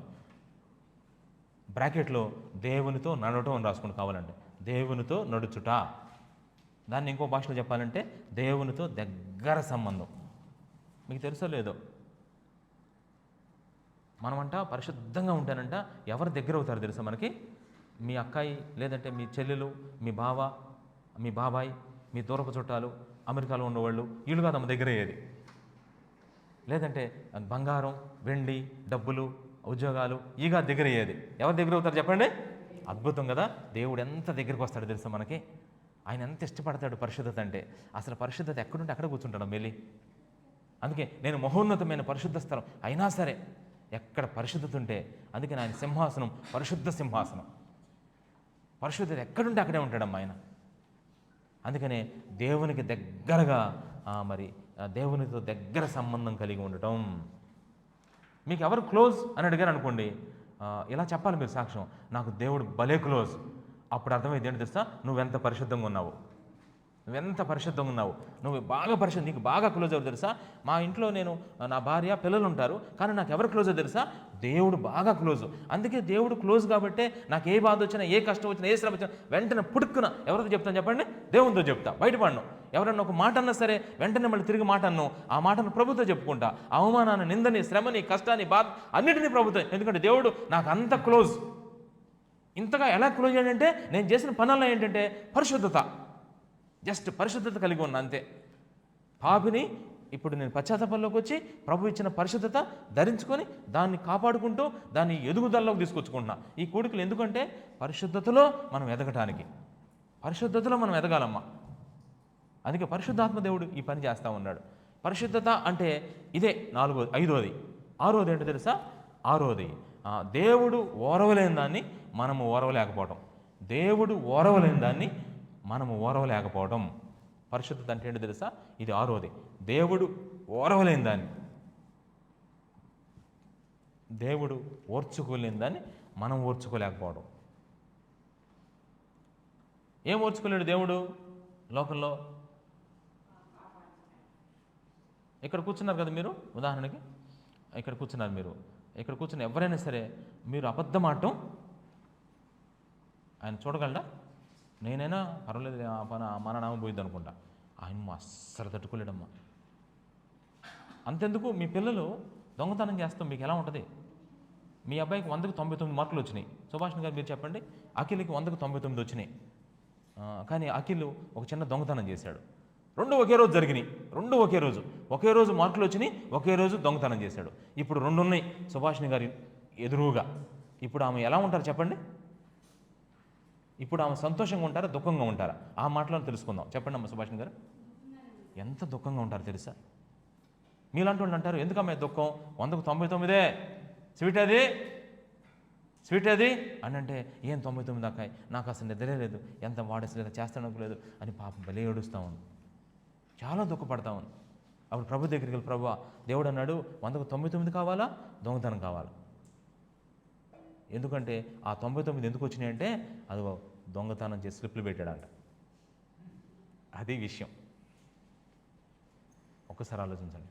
అరే నీకు పాస్ మార్కులు వచ్చినా చాలు, కానీ ఏం పెట్టొద్దు, స్లిప్స్ పెట్టొద్దయ్యా. కారణం దేవుడు ఓర్చుకోలేడమ్మా. మన పిల్లలు తప్పులు చేస్తే మనం అంటే నువ్వు అపవిత్రుడివి, నువ్వు అజాగరుడివి, ఇంకా చెప్పాలంటే నీళ్ళు అంత పరిశుద్ధత లేదు, ఒక సామాన్యమైన కొంచెం పరిశుద్ధత ఉంటేనే నీ పిల్లలు తప్పు చేయకపోతే ఆ రకంగా నువ్వు తట్టుకోలేకపోతుంటే అసలు వామ్మో ఆయన పరిశుద్ధత తట్టుకోగలవా? ఆయనకి పరిపూర్ణుడైన ఆ పరిశుద్ధుడు అస్సలు చూడండి, మనం తప్పు చేస్తే అస్సలు తట్టుకోలేడమ్మా. ఈ విషయం నాకు బాగా అర్థమైంది. అందుకే ఈ వాక్యం చెప్పాలనుకుంటున్నాను నేను. సంఘాలలో దేవుడు ఉన్నాడంటే నిజంగా అనుకుంటాడంట, నా పిల్లలు ఎలా ఉండాలి, మీ పిల్లలు ఎలా ఉండాలి అని పేరెంట్స్ని అడిగితే నా పిల్లలు ఎలా ఉండాలి అంటే ప్రభువుని అడదాం. ప్రభువా నీ బిడ్డలు ఈ డోలాసి నగర్లో మందిరానికి వస్తున్న నీ బిడ్డలు ఎలా ఉండాలి ప్రభువా అని అడిగితే ప్రభు అంటాడు తెలుసా, నా పిల్లలు పరిశుద్ధంగా ఉండటం కంటే ఎక్కువైన సంతోషం నాకు మరేదీ లేదని చెప్తాడు. నిజంగా దేవుని యొక్క సంతోషాన్ని పరిపూర్ణం చేయడానికి దేవుడు అడుగుతున్న పరిశుద్ధతను నువ్వు ఇవ్వలేకపోతున్నావంటే ఎంతగా నువ్వు పశ్చాత్తపడాలి, ఎంతగా ప్రభు దగ్గర కూర్చొని ఏడవాలో తెలుస్తా. నిజంగా ప్రభువా పరిశుద్ధత కోల్పోతున్న దౌర్భాగ్యం అయ్యా, నేనెంత దుర్మార్గుని ప్రభా, నీ పరిశుద్ధతను నీకు ఇచ్చేస్తాను ప్రభా, ఈ రోజు నుంచి ఇక గతించిన కాలం చాలు ప్రభా, ఈ హేయ కృత్యాలన్నీ స్టాప్ చేసి నువ్వు అనుకున్న పరిశుద్ధతలోకి నేను రావడానికి దినదినము నీ పరిశుద్ధతలో నన్ను ఒక్కొక్క మెట్టి ఎదిగించి మరలా నువ్వు వచ్చినప్పుడు నన్ను తీసుకెళ్ళిన తర్వాత ఆ పరిపూర్ణమైన పరిశుద్ధతలో నేను ఉండాలని ఇష్టపడుతున్నాను. పరలోకంలో అంతా పరిశుద్ధతే, అట్లాంటి పరిశుద్ధత భూమి మీద ఉండాలి అంటే నేను ఇక్కడ పరిశుద్ధతగా ఉంటేనే అక్కడికి వెళ్ళగలను ప్రభా. అట్లాంటి పరిశుద్ధతలోకి మెట్టికి నన్ను ప్రతి దినము నడిపించవా ప్రభువా అని నువ్వు ప్రార్థన చేయాలి ఖచ్చితంగా. అలా ప్రార్థన చేస్తేనే నువ్వు పరిశుద్ధతలో నుంచి ఎదగలవం. కానీ చాలామంది పరిశుద్ధత అంటే ఈరోజు మేము వాక్యం చర్చస్లో ఎక్కువగా ఇదేనమ్మా చెప్తుంది. కానీ ఇలా నేను బోధిస్తే ఇలా చెబితే ఎంతమంది వస్తారు చెప్పండి సంఘాలకు? ఎప్పుడు పరిశుద్ధి అంటున్నాడు పాస్టర్ గారు. నిజంగా అసలు మాకు ఆశీర్వాదం గురించి చెప్పట్లేదు, అసలు ఆ డబ్బుల గురించి ఇక ఎన్ని పక్కన పెట్టి నువ్వేం చేసినా అసలు గుళ్ళల్లో పూజారులు ఏం చేస్తారంటే, నేను అంతకుముందు గుళ్ళకి వెళ్ళాను కాబట్టి చెప్తున్నాను. అప్పుడే నేను చాలా భయంకరమైన తప్పులు చేశాను. లోపల పూజారి గారు నా మీద శతకోపం పెట్టాడమ్మ. శతకోపం పెట్టి నన్ను ఆశీర్వదించి పంపించేశాడు. తప్పులు ఎన్ని చేస్తాను అయినా శతకోపం పెడుతున్నాడు. పాపం పూజారికి ఏం తెలుసు? అట్లాంటి పూజారి అనుకుంటున్నాడా మీ సేవకుడు? అట్లాంటి పూజారి కాదమ్మా. ఇప్పుడు నేనేం చేస్తున్నాను, ఒక ప్లేట్లో తీసుకెళ్తున్నాను కదమ్మా, ఏంటి కొబ్బరికాయ ఆ తర్వాత అవి తీసుకెళ్ళి చిన్న కానుక తీసుకెళ్ళి పూజారికి ఇవ్వాలి. ఆయన అర్పించాను, ఆయన కూడా ఏం చేశాడు, సమర్పించాను, ఆయన అర్పించాడు. అట్లాంటి వాడు కాదమ్మా సేవకులు, తెలుసా మీకు? అట్లాంటి భ్రాంతులు చూస్తున్నారేమో, జాగ్రత్త. ఇప్పుడు అందుకే నేను చెప్తున్నాను, నేను మనందరం మిమ్మల్ని ఎక్కడికి తీసుకెళ్ళాలని మమ్మల్ని నియమించాడు ఇక్కడికి. అసలు యాజకులు అంట ఏంటో తెలుసా, ప్రజలకు ఏం బోధించాలో తెలుసా? ఏది పరిశుద్ధమైనదో ఏది అపరిశుద్ధమైనది, ఏది మంచి ఏది చెడు, ఏది చేయకూడదు ఏది చేయాలి, ఏది వెలుగు ఏది చీకటి, ఏది సైతాన్ ఏది దేవుడు, ఇవి డిఫరెన్స్ మీకు బోధించాలమ్మ. ఇదే ఈ టీచింగ్ చేయాలి ఖచ్చితంగా. ఇలా చేయకపోతే మీకు ఎలా తెలుస్తుంది చెప్పండి? ఏవి చేయదగినవి ఏవి చేయకూడదు ఇవి చెప్పాలి ఖచ్చితంగా. ఎందుకంటే మిమ్మల్ని పరిశుద్ధత నేను మారుతూ మిమ్మల్ని కూడా మార్చుకుంటూ వెళ్ళాలమ్మా. అందుకని చెప్తున్నాడు ఇక్కడ 5వ అబ్రివేషన్ ఏంటి చెప్పండి? 6వది దేవుడు ఓర్వలేనిదని మనం ఇప్పుడు ఎన్నైనా ఇప్పటికి 6. 7వది ప్రతిరోజు దేవునిని చూడటం. పరిశుద్ధత అంటే ప్రతిరోజు దేవుని చూడటం. మీకు అర్థమైంది? 8వ పాయింట్, ప్రతిరోజు దేవుని చూడాలి. మీకు క్వశ్చన్ తెలుసా? ఈరోజు మీరు ఒక చిన్న తప్పు చేశారు, ఆ రోజు మీకు దేవుడు కనపడతాడా? నేను ఈ మాట ఎలా చెప్పగలనంటే, పరిశుద్ధత లేకుండా ఎవడను, బైబిల్లో ఉంది ఈ మాట, పరిశుద్ధత లేకుండా ఎవరు ప్రభుని చూడలేరమ్మా. పరిశుద్ధత లేకుండా అసలు నిజంగా చెప్పండి, మీ చిన్న అమ్మాయిని చూడకుండా ఉండలేవా? దేవుడిని చూడకుండా ఉండలేవా నువ్వు? సరే, ఇంకొక మెట్టు ముందుకు వెళ్తున్నా. మీ బ్యాంకులో లేదంటే మీ యొక్క బీరువాలో డబ్బులు ఉన్నాయి కదా, అవి చూడలేకుండా ఉండగలవా? దేవుడు చూడలేకుండా ఉండగలవా? లేదంటే నువ్వు పెట్టుకున్న ఉంగరం కానీ ఈ గోల్డ్ చూడకుండా ఉండగలవా? దేవుడు చూడకుండా ఉండగలవా? చెప్పండి. నేనే చెప్తాను ఏంటి తెలుసా, దేవుణ్ణి చూడకుండా ఉండలేను. అయితే ఒకటి మీకు సలహా ఏంటి తెలుసా, పరిశుద్ధత లేకుండా ఉండొద్దు. ఏ రోజు పరిశుద్ధత లేకుండా ఉండొద్దు. ఎప్పుడెప్పుడు చూడాలనుకున్నాం దేవుణ్ణి? ఎప్పుడెప్పుడు చూడాలమ్మా దేవుణ్ణి మనం చెప్పండి? ఒక ఆదివారం చూడండి, పర్లేదు. ఒక ఆదివారం అమ్మ, లేదంటే 3 రోజులు స్పెషల్, ఈ 3 రోజులు చూడండి. అందుకనే ఒక సేవకుడు ఏమన్నాడంటే, ఈ విశ్వాసులు సోమవారం నుంచి శనివారం దాకా వీళ్ళు విశ్వాసులు కాదంటమ్మా, ఇంకో పేరు పెట్టాడు ఆయన. ఇక ఆదివారం ఒక్కరోజే, ఆదివారపు విశ్వాసులు అలా ఉండకూడదమ్మా. మనం ప్రతిరోజు ప్రభు యొక్క దర్శనాన్ని, ప్రభు యొక్క ముఖాన్ని, ప్రభు యొక్క ముఖ కాంతిని, ఆ ముఖంలో ఉన్న ఎంత స్వరూపం, అబ్బా అసలు ఆయన ముఖం చూస్తే ఆయన ముఖం చూస్తే నిజంగా ఎంత ఆనందం, ఎంత సంతోషం. అసలు విచిత్రం చెప్పమంటారా, యోహానికి యేసు ప్రభు కనపడంగానే దెబ్బగా పడిపోయాడమ్మ, చచ్చినోడెళ్ళి పడిపోయాడు. మళ్ళీ ప్రభు లేపినాక లేగోలా, ఎందుకంటే ఎంత ఆకారం అయింది. అందుకని యెహెజ్కేలు కూడా దేవుడు తన ప్రత్యక్షతను ఫస్టే ఇచ్చాడు. ఎవరు తెలుసా, ఆయన ప్రత్యక్షతను, ఆయన మహిమ దర్శనాన్ని ఇచ్చి సేవకు సిద్ధపరిచాడు. యెహెజ్కేలు ఇంత సేవకు ఎలా సిద్ధపడ్డాడంటే దేవుని ప్రత్యక్షత యెహెజ్కేలు మొట్టమొదటి ఇచ్చాడు. యెహెజ్కేలు కాదు, దానియేలుకి, వీళ్ళందరికీ దేవుని ప్రత్యక్షత ఇచ్చాడు కాబట్టే వాళ్ళు ప్రభు కొరకు అలా జీవించారమ్మ. ఆ లిస్ట్ కూడా చెప్తాను మీకు తొందరలోనే, జాగ్రత్త వినండి. అది ఇప్పుడు పరిశుద్ధత అంటే ఇంకో పదవి, ప్రతిరోజు దేవుని చూడాలి. ప్రతిరోజు. ఒక ఆమె ఉంటుంది, అయ్యో మా అమ్మాయి హైదరాబాద్లో జాయిన్ అయిందయ్యా, జాబ్ కోసం ఉంది. ఏంటమ్మా ఎలా ఉంటుందంటే, అసలు ఏ రోజు అమ్మాయితో మాట్లాడుకుంటే నేను ఉండలేనయ్యా, అసలు ఏ రోజు ఒక్కరోజు ఫోన్ చేయలేదని టెన్షన్ వచ్చేస్తుంది నాకు అసలు. అది కూడా అంటే ఈ మధ్య మరి ఎక్కువ ఫోన్ కాదండి, వీడియో కాల్ అంట. మా చర్చకు వచ్చేవాళ్ళు ఉన్నారు. ఒకసారి మన శ్రీనివాస్ రెడ్డి అన్న చేతమ్మక్క, ఆ అమ్మాయి అమెరికాలో ఉంటుంది, వీడియో కాల్ తెగ మాట్లాడుకుంటారు. నేను అన్నాను ఒకసారి, అక్క రోజు మాట్లాడుతుంటే, అమ్మో అట అది కుదరదు. చూడండి అంత అసలు ఒక క్షణం నా బిడ్డలను చూడకుండా ఉండలేను. అట్లాంటి కాదు, నిజంగా ప్రతిరోజు దేవుని చూడాలనుకుంటున్నావు నువ్వు, అయితే ఖచ్చితంగా ప్రతిరోజు దేవుని చూడటమే పరిశుద్ధత కలిగి ఉంటాం అనమాట. ఇది ఎన్నో పాయింట్ తెలుసా, 7. నెక్స్ట్, దేవుని ప్రేమలో నడవడం. దేవుని ప్రేమలో నడవడం, దేవుని ప్రేమలో నడవడాన్నే పరిశుద్ధత. దేవుని ప్రేమ చూసారా, అదే పరిశుద్ధత అండి. దేవుని ప్రేమలో నడవటం అమ్మ. ఎందుకు తెలుసా, ఆయన బాగా ఈ లోకంలో ప్రేమించే దేని తెలుసా, పరిశుద్ధతనే ప్రేమిస్తాడమ్మ.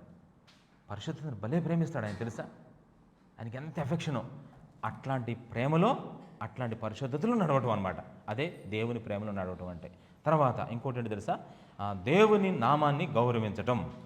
దేవుని నామమును గౌరవించటం, దేవుని నామమును గౌరవించుట, అదే పరిశుద్ధత అంటే. అంటే అర్థమేంటి తెలుసా, మోషే అన్నాడు ఇశ్రాయేలు ప్రజలు ద్రోహులారా అన్నాడు. రెండోది ఏంటంటే, బండను ఒకసారి కొట్టమంటే ఎన్నిసార్లు కొట్టారు, 2 సార్లు కొట్టారు. దేవుడు అన్నాడు, ఇలా అన్నాడు, వాళ్ళు నీళ్ళ కోసం అడుగుతున్నారు కాబట్టి ద్రోహులారా అని చెప్పేసి కర్ర తీసుకుని బండను 2 సార్లు కొట్టాడు. అప్పుడు ప్రభు అన్నాడు తెలుసా, మోషేని అన్నాడు, మీరు నా పరిశుద్ధతను సన్మానించలేదు, ఇక్కడ నా పరిశుద్ధతను మీరు సన్మానించలేరు. అంటే అర్థమేంటి, ఆయన చెప్పిన మాట గౌరవం ఇవ్వలేదమ్మ. ఇప్పుడు దేవుడు ఒక మాట చెప్పాడు మీకు, ఆ మాట అట్లాగే చేయాలమ్మా. అలా కాకుండా దానికి ప్రతి మంచి విషయంలో కూడా మీరు దేవుని చిత్తం చేయాలి. అది ఎలాగో చెప్తాను.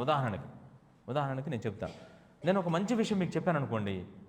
ఇప్పుడు ఈ కూడికలకి అందరినీ పిలవటం, ఫోన్లు చేసి పిలవటం మంచిదా కాదా, మంచిదే. కానీ మన క్రమాల లిస్టులో ఏముంది, పాయింట్ నెంబర్ 22, అది మన రూల్స్లో 22వ రూల్ అది ఉంది. మీరు కూడా ఫోన్ చేసి రెండమ్మ ప్రార్థనకు అని చెప్పేసి పిలుస్తున్నారు. ఇది మంచిదే, కానీ రూల్ అతిక్రమించినా లేదా అంటే, మీరు ఇప్పుడు ఫోన్ చేసి పిలుస్తున్నారంటే క్రమ పట్టికని, టైం టేబుల్ని ఏం చేసినట్టు మీరు అదే తేకుండా తెలుపనే. అదే జరిగింది అక్కడ. దేవుడు ఒక పని మోషేతో ఈ పని చేయమని చెప్తే దాన్ని అలా కాకుండా ఇంకొక రకంగా చేశాడు. ఎంత చక్కగా అసలు పరిశుద్ధత అంటే, దేవుడు నీతో ఏది చెప్తే అదే చేయాలి అంతే. అటు తొనకూడదు, ఇటు తొనకూడదు, కలపకూడదు, తీసేయకూడదు. మనమే చాలాసార్లు కలుపుకుంటాం, తీసేస్తాం. ఈ ఒక్కసారి వెళ్ళొద్దా, యా వెళ్ళి మజ్జిగానం తిని వస్తానయ్యా. ఎక్కడికి వెళ్ళొద్దు అన్నాడు, దిన భోజనానికి వెళ్ళొద్దని చెప్పాడు దేవుడు. ఫోన్గా ఆమె ఏమో తెలుసా, అట్టేగా ఏం చెప్పింది, వెళ్ళంటే మజ్జిగానం తిని వచ్చిందంట. మజ్జిగ పెరుగు ఉంటుంది కదా లాస్ట్కి, దాంట్లో కాడ రైస్ తిని వచ్చిందంటాం. అయ్యా నేను స్వీట్ తినలేదు అనుకుంటారేమో. అవి బిర్యానీ పెట్టారు, అయ్యో అసలు తినలేదు, ఎంత స్మెల్ వచ్చింది, ఎంత తట్టుకున్నాను తెలుసా. అసలు దేవుడు భలే సహాయం చేశాడు నాకు ఆ సమయంలో. మరి ఎందుకమ్మా మజ్జిగ దగ్గర పడిపోయా. చాలా కొంతమంది భలే చెప్తారమ్మ మాటలో. మేము ఎంత ప్రార్థన చేసామో తెలుసా, అసలు రోగం ఎక్కువైపోతుంది అయ్యా, అది తెగ ప్రార్థన చేస్తాం, ప్రార్థన చేయించుకున్నాం, ఎక్కువైపోతుంది, భయం వేసి మంత్రం పెట్టుకున్నాను, ఏమైనా ఇద్దా. అసలు ఎట్లా చెప్తారు చూడండి వీళ్ళు అసలు నిజంగా. అందుకని చూడండి, దేవుని నామాన్ని నువ్వు గౌరవించట్లా. పరిశుద్ధత కలిగిన వాళ్ళు దేవుడు ఏది చెప్తే ఆయన నామాన్ని ఎంత గౌరవిస్తారో తెలుసా. అందుకే ప్రభు ఏమన్నా తెలుసా, మోషే ఇక నువ్వు కనాను చూడటమే కానీ వెళ్ళటం లేదన్నాడు మోషేతో. అందుకే పైకి ఎక్కించి అది చూడు అన్నాడు. అబ్బా భలే ఉంది ప్రభు, వెళ్తానంటే ఆగో స్టాప్, అంతవరకు ఆపేశాడు అంతే. పాపం కనాను అక్కడ దాకా పోరాడాడు, కనాను ప్రాంతం అంతా చూశాడు, కానీ కనాన్లోకి తీసుకెళ్ళనీకుండా చేసేసాడమ్మా. ఎలా అని వెదన ఎస్సలు వద్దన్నాడు అంతే, చాలు కాపన్నాడు అంతే. ఇక మాట్లాడటం ఆపేసే అన్నాడు మోషేతో. అది కూడా బైబిల్లో ఉందాం. ఇది ఎన్నో పదం అంటే అది నెక్స్ట్ 10వ ప్రార్థనా జీవితం కలిగి ఉండుట. పరిశుద్ధత అంటే ఏంటి తెలుసా, ప్రార్థనా జీవితం కలిగి ఉండటం. ప్రార్థనా జీవితం కలిగి ఉండటం. ప్రార్థనా జీవితం కలిగి ఉండటం. అసలు మీ క్వశ్చన్ తెలుసా, బాగా ప్రార్థన చేసుకుంటే ఎంత పరిశుద్ధత వస్తుందో తెలుసమ్మా. పాపం ఒక ఆయన అన్నాడు, ఆ బ్రదర్ నేను ఎంత పరిశుద్ధంగా ఉన్నాను తెలుసా అంటే, వ్యక్తిగతంగా ఎంతసేపు ప్రార్థన చేసుకుంటానని అడిగాం. అడిగితే ఏమని తెలుసా, 10 నిమిషాలు అన్నాడు. అసలు చెప్పండి, మీరు నమ్ముతారా? ఎవరికి చెప్తా, మాకు దగ్గర చెప్పదు వెళ్ళిపో. పెళ్లి చూపులకు వెళ్తే ఈ అబ్బాయి అంత పరిశుద్ధుడు ఇంకొకరు లేడు అందమ్మ ఒక ఆమె. ఈ అబ్బాయి అంత పరిశుద్ధుడు, అసలు అసలు మండిపోతున్నాడు అంది. ఎంత మంటాం చూద్దాం చూసి ఒక చిన్న పొలం పెట్టాం. ఒక చిన్న ఆ పొల్లే తెలుసా సంవత్సరం కాలింది. ఎంత మంట ఉందో చూడండి. అసలు నిజంగా మంట ఉందే, ఆ పొల్ల ఎంతసేపు కాలిద్ది. అసలు ఆ మంటకు ఆ పొల్ల సరిపోదు. పెట్టిన పొల్లే సంవత్సరం. అర్థమైందమ్మా మీ అబ్బాయి పరిశుద్ధి ఎంతో. నీలో ప్రార్థనా మంట ఎంత ఉందో, ప్రార్థనా మంట ఈజ్ ఈక్వల్ టు పరిశుద్ధత మంట. నీకెందుకు పరిశుద్ధంగా ఉండాలి ఉండాలి ఉండాలి ఉండాలి అనే ఒక మంట నీ హృదయంలో రగట్లా. ఈ మధ్య ఈ మంట కాదు, అసూయన మంట ఎక్కువైపోయింది నీకు ఈ మధ్య ఎక్కువగా. ఈ మధ్య వాళ్ళ మీద చాడీలు చెప్పటం, వీళ్ళ మీద చాడీలు చెప్పటం, ఆ మొహం ఎట్టు తిరగటం, అదిగో పక్షవాతం, పెరాలసిస్ వచ్చేసింది నీకు. పక్షవాతం అంటే ఏంటో తెలుసా బైబిల్లో? పక్షవాతం అంటే ఏంటమ్మా, సగం చచ్చిపోవటం. కొంతమందికి ముక్కులు మూతులు ఆ పెరాలసిస్, ఆ పక్షవాతం వచ్చినప్పుడు పడినప్పుడు మూర్ఛరాగం వచ్చింది కదా, అప్పుడు ఏం తిరుగుతుంది చెప్పండి. మూర్ఛరాగం వచ్చినప్పుడు చూసారు మీరు ఏమేమి తిరుగుతూ ఉంటాయి? అది కొత్త నిబంధనలో మూర్ఛరోగం. ఇప్పుడు కొత్త జనరేషన్లో మూర్ఛరోగం ఏంటంటే, కొంతమంది వచ్చినప్పుడు అని తిప్పుకుంటారు. ఈ రోగం ఏంటమ్మా, అది మూర్ఛరోగం. తరచుగా అగ్నిలో నీళ్ళలో పడిపోతున్నాడు, నువ్వు ఎక్కడ పడిపోతావు? ఆ రోగాలు వద్దమ్మా మనకి. అందుకే నేను బైబిల్లో ఒకసారి తెనాల్లో వాక్యం చెప్తూ యేసుప్రభు బాగు చేసిన రోగాలన్నీ నాడు కన్వర్ట్ చేశా. మీరు విన్నారో లేదో, ఈ రోగాలన్నీ ఆ రోగాలకు తీసుకెళ్ళా. ఎన్ని రోగాలు వచ్చినా చూడండి. అందుకే ప్రభు ఈ మంట ఎందుకు ఉండలేదు? అసలు నిజంగా విశ్వాసులకి, యవనస్తులకి, పిల్లలకి అందరికీ నేను పరిశుద్ధంగా ఉండాలి, నేను పరిశుద్ధంగా. ఈరోజు సంఘాలలో ఒక భయంకరమైన మంట బాగా బొగ్గుమని రగవాలి. దాంట్లో అనేకమైన కట్టెలు ఇంకా మండుతూ ఏంటి ఆ మంట అంటే, మేము పరిశుద్ధంగా ఉండాలి అనే మంట మన సంఘాలలో నుంచి బయటకు వచ్చినప్పుడు ఆ మంటకి డోలాస్ నగర్ తగలబడాలంతే. ఈ పరిశుద్ధత అనే మంటలోకి అనేక మంది వచ్చి పడకపోతే పాపుల్ని మరి బయటకు తీసుకొచ్చి ఆ మంట ఈరోజు మనలో రగలనం.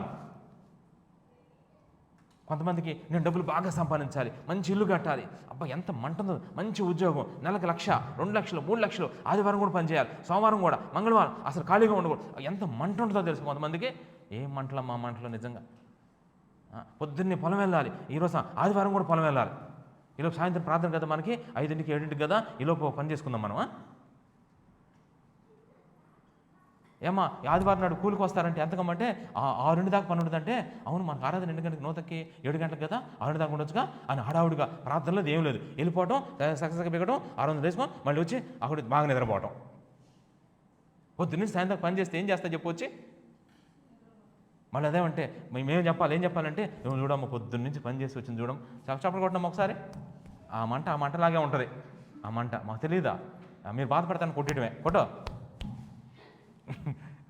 అందుకే నేను కొట్టట్లేదు, గమనించట్లేదు. మీకు అర్థమైందా?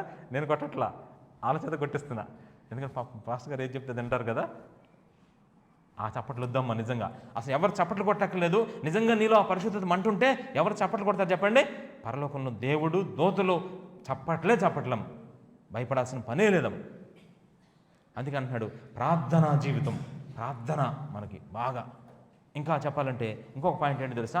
అంతరంగంలో ఉన్న మార్పు, అంతరంగంలోని మార్పును బహిర్గతం చేయటమే, అంతరంగంలో ఉన్న మార్పును బహిర్గతం చేయుట. నా అంతర్యంలో మార్పు వచ్చింది, దాన్ని బయటకు చూపెట్టడమే పరిశుద్ధత.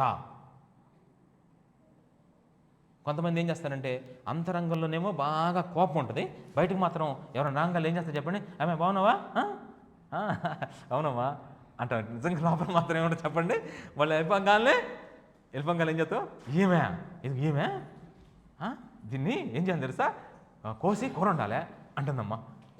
బయటకు మాత్రం ఏమా అసలు మర్చిపోండి అంత చక్కగా. అది కాదు పరిశుద్ధి. పరిశుద్ధి అంటే అంతరంగములో నిజంగా నువ్వు మారావు, అది బయటకు చూపించాలి. ఒకవేళ అంతరంగంలో ప్రేమ లేకపోతే సైలెంట్గా ఉండు, ఏమొద్దు, పలకరించాల్సిన పని లేదు. నా వాసన పలుకు మామూలు సరేనమ్మా ఇట్లానో వెళ్ళిపో. దీన్ని పరిశుద్ధత అంటారమ్మా. ఇప్పటికి ఎన్ని పాయింట్లు వచ్చినా చూసారు కమ్మా మీరు, 11. తర్వాత ఏంటి తెలుసా, మెలకువ కలిగి ఉండుట. పరిశుద్ధత అంటే ఏంటి తెలుసా, మెలకువ కలిగి ఉండుట. మెలకువ కలిగి ఉండుట పరిశుద్ధత అంటే ఏంటి. మెలకువ కలిగి ఉంటే బ్రాకెట్లో ఇలా పెట్టుకోవచ్చు మీరు, జాగ్రత్తగా వినండి. మెలకువ అంటే ఏంటి తెలుసా, పరిశుద్ధతను పాడు చేసే ఉన్నాయి, పరిశుద్ధతను కాపాడుకునే ఉన్నాయి లోకంలో. పరిశుద్ధతను ఏం పాడు చేస్తున్నాయో జాగ్రత్తగా మనం అబ్జర్వ్ చేయాలి. పరమగీతంలో అంటాడు, ద్రాక్ష తోటలను చెరిపే గుంట నక్కలను పట్టుకోండి. ద్రాక్ష తోటలను చెరపట్టి తీసుకెళ్లే నక్కలను పట్టుకోమంట. నక్కలు, గుంట నక్కలు, ఇవి ద్రాక్ష తోటలను చెరిపేస్తున్నాయి అంట. అంటే నీకు దేవుడిచ్చిన పరిశుద్ధతను పాడు చేసేవి లోకంలో లేవంటారా? ఎన్ని ఉన్నాయో తెలుసా పాడు చేసేవి, అది నువ్వు తెలుసుకొని ఉండాలి. ఒకటి. రెండో పక్కన ఏంటి తెలుసా, అదే సమయంలో పరిశుద్ధతను కాపాడేవి కూడా ఉన్నాయి కొన్ని. పరిశుద్ధతను కాపాడేవి కొన్ని ఉన్నాయి, పరిశుద్ధతను పోగొట్టేవి కొన్ని ఉన్నాయి. ఈ రెండు ఏంటో నువ్వు తెలియదు, అదే మెలుగు, అదే పరిశుద్ధత అంటే. కొంతమందికి మెలుగు లేదు, ఊరిని పడిపోతారు. సంసోనికి మెలుగు ఉందంటారా? సంసోనికి ఎంత పరిశుద్ధంగా ఉన్నాడు, ప్రభు చక్కగా ప్రత్యేకపరిచాడు, నిజంగా మెలుగు లేదు, ఆ పలానా దగ్గరికి వెళ్ళొద్దని. దావీదుకు ఒక సమయంలో మెలుగు లేదు, మళ్ళీ మెలుగు వచ్చింది, పరిశుద్ధంగా జీవించాడు. అలాంటి ఒక లిస్టు కూడా మీకు చెప్పబోతున్నాను ఈ సమయంలో. చెప్పే ముందు ఇప్పుడు మొత్తం ఎన్ని పాయింట్లు వచ్చిన చూడ మనకి కవర్ చేద్దాం. 13, 12 వచ్చినాయి. Next 13 point.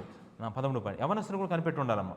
యవనస్తులు ఇక్కడ మీరు అదే కీర్తన వీళ్ళందరూ కూడా మీరు నిజంగా పరిశుద్ధంగా జీవించాలి. మీకు పరిశుద్ధతను పోగొట్టే చిన్నపిల్లలు కూడా ఉన్నాయి. చిన్నపిల్లలు ఏం పోగొడుతున్నాయి పరిశుద్ధతలో? చిన్నపిల్లలు పరిశుద్ధంగా ఉండకుండా ఏం మెయిన్గా ఇప్పుడు పాడు చేసేది ఏంటి చెప్పండి? Phone, mobile.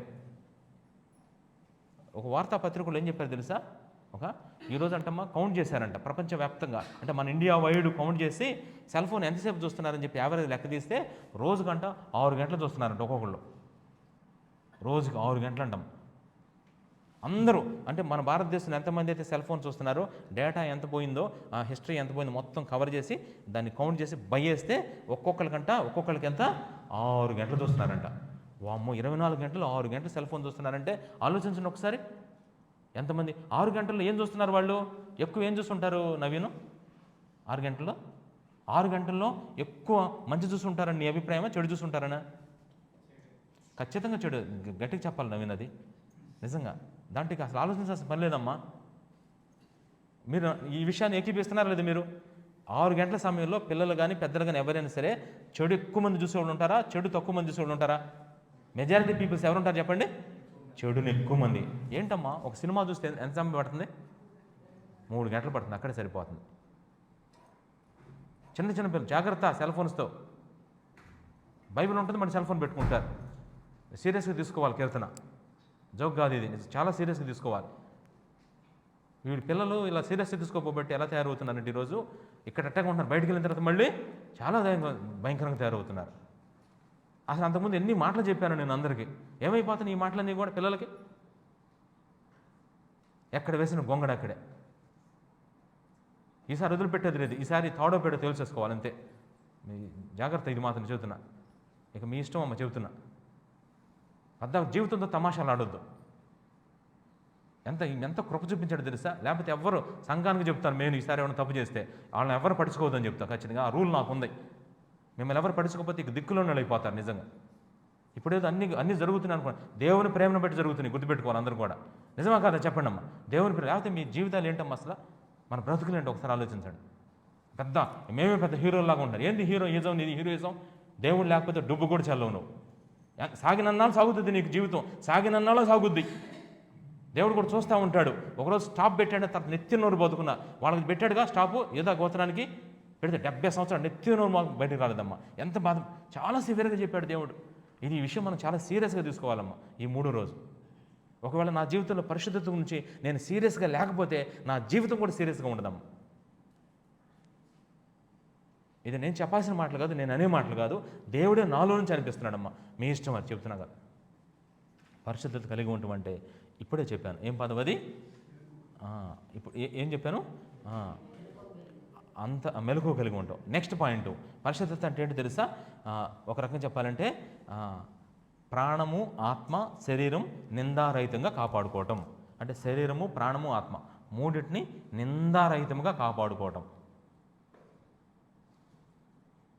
శరీరము, ప్రాణము, ఆత్మ నిందారహితంగా కాపాడుకోవటం. నిందారహితంగా అంటే అర్థమేంటో తెలుసా? ఎక్కడ నింద లేకుండా, నువ్వు ఫలానా తప్పు చేసావు, అదిగో ఫలానప్పుడు ఫలానా మాట అన్నావు, ఇట్లాంటివి కూడా లేకుండా చూసుకోవాలమ్మ. మనం మచ్చ లేకుండా చూసుకోవాలి. అదే పరిశుద్ధత కలిగి ఉండటం అంటే. ఇక చివరి పాయింట్ ఒకటి చెప్పేస్తాను. ఏంటో తెలుసా? దేవుని కోసమే జీవించటం. అది ఒక మాటలో చెప్పాలి. ఫైనల్ పాయింట్ 15 వచ్చింది, ఇది 14. దేవుని కోసమే జీవించటం. దేవుని కోసమే జీవించడం. ఎవరు దేవుని కోసం జీవిస్తున్నారు అంటే అందరు కాదు. పరిశుద్ధత ఎవరిలో అయితే ఉంటుందో వాళ్ళు మాత్రమే దేవుని కోసం జీవించగలరు. మీరు ఎన్నైనా చెప్పండి. ఇది ఇప్పుడు నేను చెప్పిన మాటలన్నీ కూడా పరిశుద్ధత, పరిశుద్ధత, పరిశుద్ధత. మీరన్నీ చూశారు. ఇప్పుడు నేను 3వ రోజు వాక్యంలో ఏంటంటే పరిశుద్ధత గురించి చెప్పాలి, పరిశుద్ధత వల్ల వచ్చే ఆశీర్వాదాల గురించి కూడా చెప్పాలి. పరిశుద్ధత వల్ల వచ్చే ఆశీర్వాదాలు ఈవినింగ్ క్లాసులో ఉంటాయి, ఈవినింగ్ మెసేజ్లో. ఇప్పుడు బైబిల్లో కొంతమంది వ్యక్తులను పరిచయం చేస్తానమ్మా. వాళ్ళు ఎంత పరిశుద్ధంగా ఉన్నారు తెలుసా? వాళ్ళు పరిశుద్ధంగా ఉండటం వల్ల వాళ్ళకి ఏం మేలు జరిగింది. నిన్న కూడా పశ్చాత్తాపడిన వారు చెప్పాను, పశ్చాత్తాపడని వారు చెప్పాను. అయితే నాకున్న టైంలో ఇప్పుడు ప్రస్తుతానికి ఒక పాయింట్ మీకు చెప్తాను. పరిశుద్ధత కలిగిన వారు ఒక్కొక్కరు పరిచయం చేస్తాను. మొదటి పేరు వాక్య భాగం ఫలితం, అంతే సింపుల్గా రాసేద్దాం. పేరు, ఫస్ట్ పేరు ఏం రాశారంటే పరిశుద్ధత కలిగి ఉంటున్న బైబిల్లో హనోకు తెలుసమ్మా అందరికీ? హనోకు అసలు ఆశ్చర్యం కదా నిజంగా. ఆదికాండం 5వ అధ్యాయం 22 నుంచి 24 చదువుకోండి. తర్వాత ఆదికాండం 5వ అధ్యాయం 22 నుంచి 24 వచనాలు. ఇతడు ఎంత పరిశుద్ధంగా నడిచాడు తెలుసా? 1 సంవత్సరం కాదు, 2 సంవత్సరాలు కాదు. మీకు విషయం తెలుసా? హనోకి సంఘం లేదమ్మా, హనోకి బైబిల్ లేదమ్మా, హనోకి ప్రార్థన చేసేవాళ్ళు లేరమ్మా. హనోకుతో ఇప్పుడున్న టెక్నాలజీ సంబంధించిన LED స్క్రీన్స్ లేవు, ఇంకా చెప్పాలంటే మెసేజ్లు లేవు, యూట్యూబ్లో మెసేజ్ ఏమీ లేవు. దాంట్లో చూడండి ఎంత ఆశ్చర్యంగా ఉందో. ఆ ఒక మాట నాకు బాగా ఆకర్షితునయ్యా. ఆదికాండం 5వ అధ్యాయంలో అతడు దేవునితో నడుచు, ఆ మాట చదవండి ఎవరైనా చదివి. ఆదికాండం 5వ అధ్యాయం 22 నుంచి ఉంటుంది అనమాట. హనోకు 300 ఏళ్ళు, అబ్బా 300 ఏళ్ళు దేవునితో కూడా నడుచుచు ఎన్ని సంవత్సరాలు నడిచాడు చెప్పండి? అసలు అనూష్ ఎన్ని సంవత్సరాలు జీవించాడు? 365. 365లో మళ్ళీ అనూషకి ఫ్యామిలీ కూడా ఉందమ్మా, పిల్లలతో కలిసి 300 సంవత్సరాలు దేవునితో నడిచాడంట. అసలు దేవునితో నడవటం అంటే ఇందాక మీరు చెప్పిన పాయింట్లో మీకు పరిశుద్ధత అంటే చెప్పాను కదా, దాంట్లో దేవునితో నడవటం ఎన్నో పాయింట్? ఇందాక చెప్పిన 14 పాయింట్లో పరిశుద్ధత అంటే 8వ పాయింట్ ఒకసారి చదవండి ఎవరన్నా.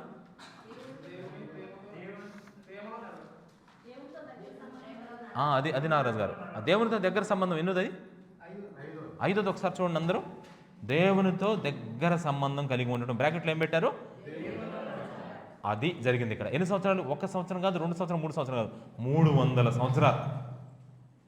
ఎంత పరిశుద్ధంగా జీవించుంటాడు. అసలు మన జీవితంలో ఒక్క రోజన్నా ఉందా అలా జీవించిన రోజు? పరిశుద్ధ ఒక్కసారి మీరు ఛాలెంజ్గా తీసుకోవాలమ్మా, దీన్ని చాలా సివియర్గా తీసుకోవాలి.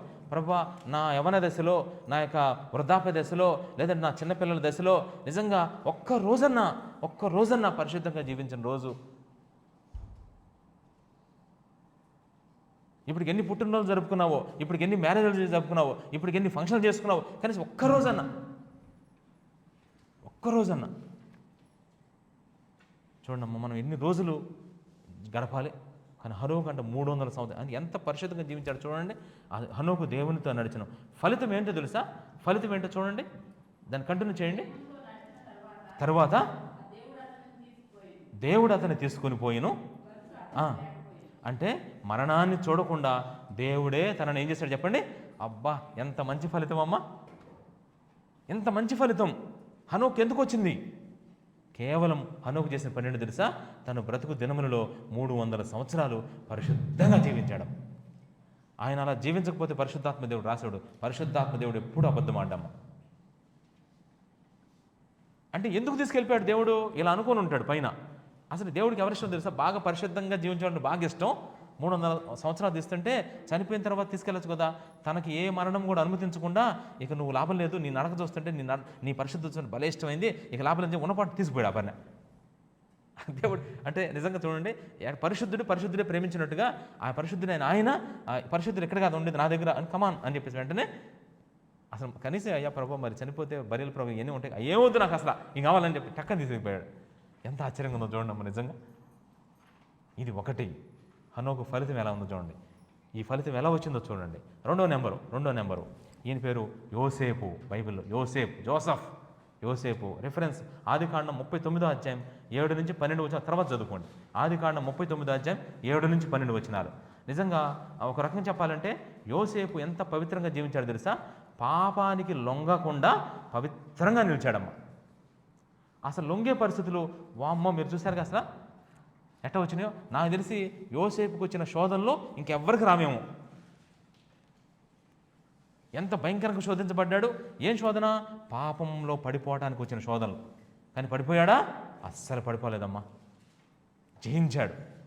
ఆశ్చర్యం. ఆ మాట చదువుతున్నప్పుడు ఈరోజు ఎంతమంది యవనస్తులకి యోసేపు గురించి చెప్తున్నారమ్మా. యూత్ మీటింగ్ పెట్టుకుంటే యోసేపు గురించి చెప్పకుండా వెళ్ళిపోతున్నారా? ఎంతమందికి అసలు ఈ పిల్లలు కూడా నిజంగా రేపు అలా రోల్ మోడల్గా నిలవాలి. ఈ పిల్లలను చూసి అందరూ నేర్చుకోవాలి. దేవుని యొక్క ప్రేమకి, దేవుని యొక్క పరిశుద్ధతకి ముచ్చు తునకల్లా ఉండాలి పిల్లలు. చెప్పాలంటే నేను నిలబడి ఇదిగో నిజంగా పరిశుద్ధత గురించి చెప్పాడు. ఎగ్జాంపుల్ ఉదాహరణకి మా ఎమోషన్ చూడండి అన్నట్టు చెప్పాలి. నిజమమ్మా అలా. అందుకే బలవంతుని చేతిలో బాణాలు ఎలా ఉంటారు చెప్పండి? కాదు అంకుల్ నా పేరు చెప్పాలి, పోటీ పడండి చూద్దాం మీ అందరం.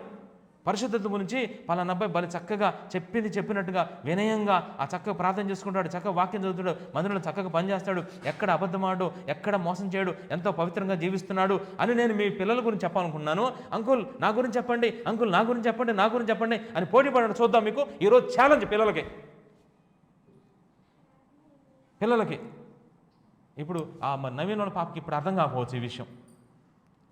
అర్థమవుతుంది, కీర్తనకు అర్థమవుతుంది, శృతి, రియా, రేహా, యనోషు నిర్దేశం కూడా పాపం అర్థం కాదు ఇప్పటికి. ఇప్పుడు ఒక ఛాలెంజ్గా తీసుకోవాలి. నేను పరిశుద్ధంగా అది నిజంగా అది లైఫ్కి ఉన్న ఉద్దేశం అదేనమ్మా. పెద్ద సంఘంలో పెద్ద మంది అన్న చెప్పి అందరూ సాక్షి మైక్ తీసుకొని మా అబ్బాయి ఎంతో కష్టపడి ఎంతో శ్రమపడి అసలు ఎంతో నైట్ అవుట్లు చేసి బాగా చేసి మంచి సీటు కొట్టి అదిగో పలానా దగ్గర వచ్చి నెలకి 8 లక్షలు జాబ్ కొట్టాడు అనగానే అసలు నాకు ఎంత ఉంటుందంటే నిజంగా చెప్పాలంటే కొట్టారు తప్పేం కాదమ్మా, కొట్టండి పర్వాలేదు. కానీ ఇప్పుడు చూడండి మా అబ్బాయిని అలా నిలబెట్టి మా అబ్బాయి నిజంగా వాడు చిన్నప్పటి నుంచి ఎంతో బాగా దేవుని అంటే భయభక్తులతో పెరిగి ప్రార్థన చేసుకుని వాక్యం చదివి అనేక మంది యవ్వనస్తుల్ని పరిశుద్ధంగా నడిపించి తను పరిశుద్ధంగా ఉండి అనేక మంది పరిశుద్ధంగా నడిపించి ఆ ప్రభువుని తనలో నుంచి యేసు ప్రభు ఇలా ఉంటాడు అని తనలో నుంచి చూపిస్తున్నాడు. నిజంగా ఎంత మంచి సాక్ష్యం అని చెప్పినప్పుడు ఎట్టగొట్టాలి చెప్పండి సాక్ష్యం చప్పట్లో. ఎంత మంచి చప్పట్లమ్మ నిజంగా. అదే ప్రభు కోరుకుంటున్నాడమ్మ. పరిశుద్ధతకు ఫలితం ఎన్ని మంచి ఫలితాలు ఉన్నాయో తెలుసా? ఇప్పుడు యోసేపు ఆ పాపానికి విరోధంగా అంటే పాపానికి లోబడకుండా జీవించాడు. ఫలితం ఏంటో తెలుసమ్మా మీకు? ఫలితం ఏంటో తెలుసా? ఆశ్చర్యం, మెరాకిల్ ఏంటో తెలుసా? ఐగుప్తుకు ప్రధాన అయ్యాడు. ఐగుప్తుకు ప్రధాన అవటమే కాదు, తన చేత తన కుటుంబాన్ని రక్షించాడు. కుటుంబమే కాదమ్మా, ఇప్పుడు ఐగుప్తు దేశం అంతా నిజంగా ఎలా పోషించబడుతుంది చెప్పండి? యోసేపు చేతే పోషించబడుతుంది. ఇప్పుడు ఒక్కళ్ళు ఒక ఫ్యామిలీని పోషించాలంటే కష్టమా తేలిక? ఒక్కళ్ళు 2 ఫ్యామిలీస్ పోషించాలంటే, ఒక్కళ్ళు ఒక సంఘాన్ని పోషించాలంటే, ఒక్కళ్ళు ఒక దేశాన్ని పోషించాలంటే, ఇప్పుడు యోసేపు ఐగుప్తు దేశాన్నే పోషించడం. అనేకులు బతికారు యోసేపు వల్ల. యోసేపుని అనేకులకు దీవెనకరంగా మార్చేశాడు, అనేకులకి ఆశీర్వాదకరంగా మార్చేశాడు. అబ్బా ఏం సాక్ష్యం అండి యోసేపుది. ఎందుకు ఎట్లాంటి మంచి సాక్ష్యం యోసేపుకి ఎలా వచ్చిందండి? ఎవరిచ్చారండి అంటే అదిగో ఆత్మదేవుడు మంటిచ్చాడు. ఎలా వచ్చింది ఫలితం అంటే పరిశుద్ధతలో ఎదుగుతూ పరిశుద్ధతను కాపాడుకొని పరిశుద్ధతను పోగొట్టుకోలేదు, పరిశుద్ధంగా జీవించాడు కాబట్టి ఇంత సాక్ష్యం అమ్మ యోసేపు. నెంబర్ 3 ఫస్ట్ హనోక్ అయిపోయాడు, 2 యోసేపు. ఫలితాలు చూడండి ఎలా ఉన్నాయో. 3వది ఏంటి తెలుసా? నేను ఎక్కువ మంది తీసుకోవట్లేదమ్మా. దానియేలు ఇక చూడండి మా పరిస్థితి దానియేలు. బైబిల్లో మీకు ఛాలెంజ్ చూస్తున్నా, దానియేలు ఏదైనా తప్పు చేసినట్టు చూపించిన బైబిల్లో? పాత నిబంధనలో పాపం చేసినోడు, తప్పు చేసినోడు దానియేలు కనపడ్డాడు, నాకు ఎక్కడ కనపడలా. యోసేపు కూడా అట్లాగే ఉంది పరిస్థితి. హనోకుది పరిస్థితి అది కాళ్ళని ఎంచుకున్నాను నేను. హనోకులో ఒక పాపం చూపెట్టండి బైబిల్లో, క్లారిటీగా కావాలి, కనపడదు. యోసేపులో కనపడదు. ఇంకా చెప్పాలంటే దానియేలు దగ్గరికి వెళ్తే దానియేలు గ్రంథం మొత్తం చదవండి, దానియేలు మాట ఎక్కడుందో చదవండి, మీ వల్ల కాదు. ఏంటి మొదటి అధ్యాయం 8వ, దానియేలు 1:8, 6, 10 ఆ 2 రిఫరెన్స్ చదువుకోండి కావాలంటే. దానియేలు గ్రంథం 1వ అధ్యాయం 8వ వచనం, 6వ అధ్యాయం 10వ వచనంలో. అసలు ఈ మాట చదివితే నాకైతే ఒళ్ళు గొగ్గురు పడుతుందమ్మా. ఆ గొగ్గురు పడిచే మాట చదివమంటారా? కొంచెం లేట్ అయినా పర్వాలేదా? అసలు 2 మాటలు భలే ఉన్నాయి. అసలు లోపల అసలు ఎట్ట ఉందంటే లోపల రేగుతుంది లోపల నాకు. 1:8 చూడండి. తాను అపవిత్రుడు కాకూడదని, తాను అపవిత్రుడు కాకూడదు ఉద్దేశించలేదు దానియేలు. ఆ మాట సురేఖ ఒక ముక్క చదివింది, నవీన్ ఒక ముక్క చదివాడు. నా పని నీకు అయిపోయినట్టే నిజంగా. నేను చదువుకుంటాను ఆ ముక్క రెండింటిని కలిపి. రాజు భుజించు భోజనము, పానము చేయు ద్రాక్షరసమును పుచ్చుకొని తన్ను అపవిత్రపరచకొనకూడదని దానియేలు ఉద్దేశించి. చాలు అంతవరకు. నాకు కావాల్సిన పాయింట్ ఏంటంటే తాను అపవిత్రుడు కాకూడదని దానియేలు ఉద్దేశం. దానియేలు ఎంత మంచి ఉద్దేశం అమ్మా. ఈరోజు ప్రభువా నేను అపవిత్రుడిని అయిపోతానేమో, అయ్యా నేను అపవిత్రుడు కాకూడదయ్యా అనే మంచి ఉద్దేశం ఈరోజు అందరికీ ఉంటే ఎంత బాగుంటుందమ్మా. మన సంఘాల్లో ఉన్న చిన్న పిల్ల పెద్ద మొత్తానికి అసలు ఇట్లాంటి మంచి ఆకాంక్ష, ఇట్లాంటి అభిలాష, ఇట్లాంటి కోరిక దినదినం మనం పీకేస్తే భలే బాగుంటుంది అనిపిస్తుంది. ఏ ఆకాంక్ష, ఏ అభిలాష అది? నేను అపవిత్రుడిని అవ్వకూడదు, నేను పాపం చేయకూడదు, నేను తప్పు చేయకూడదు. అది చిన్న పాపమా పెద్ద పాపమా? ఏ పాపం చేయకూడదా? ఎనోషు పాట పాడావు ఇందాక, పాపం చేయకు తమ్ముడా. మరి ఎనోషు ఎంతమంది తమ్ముళ్ళు ఉన్నారు ఇక్కడ? ఒకే ఒక తమ్ముడు, ఎవరో నిర్దేశు అన్నట్టుగా ఉన్నాడు, బ్రదర్స్ అనమాట. పాపం చేయకు తమ్ముడు మన గురించి చెప్తున్నాడమ్మా. మనం చిన్నపిల్లలు పెద్దవాళ్ళం అనుకుంటున్నాం.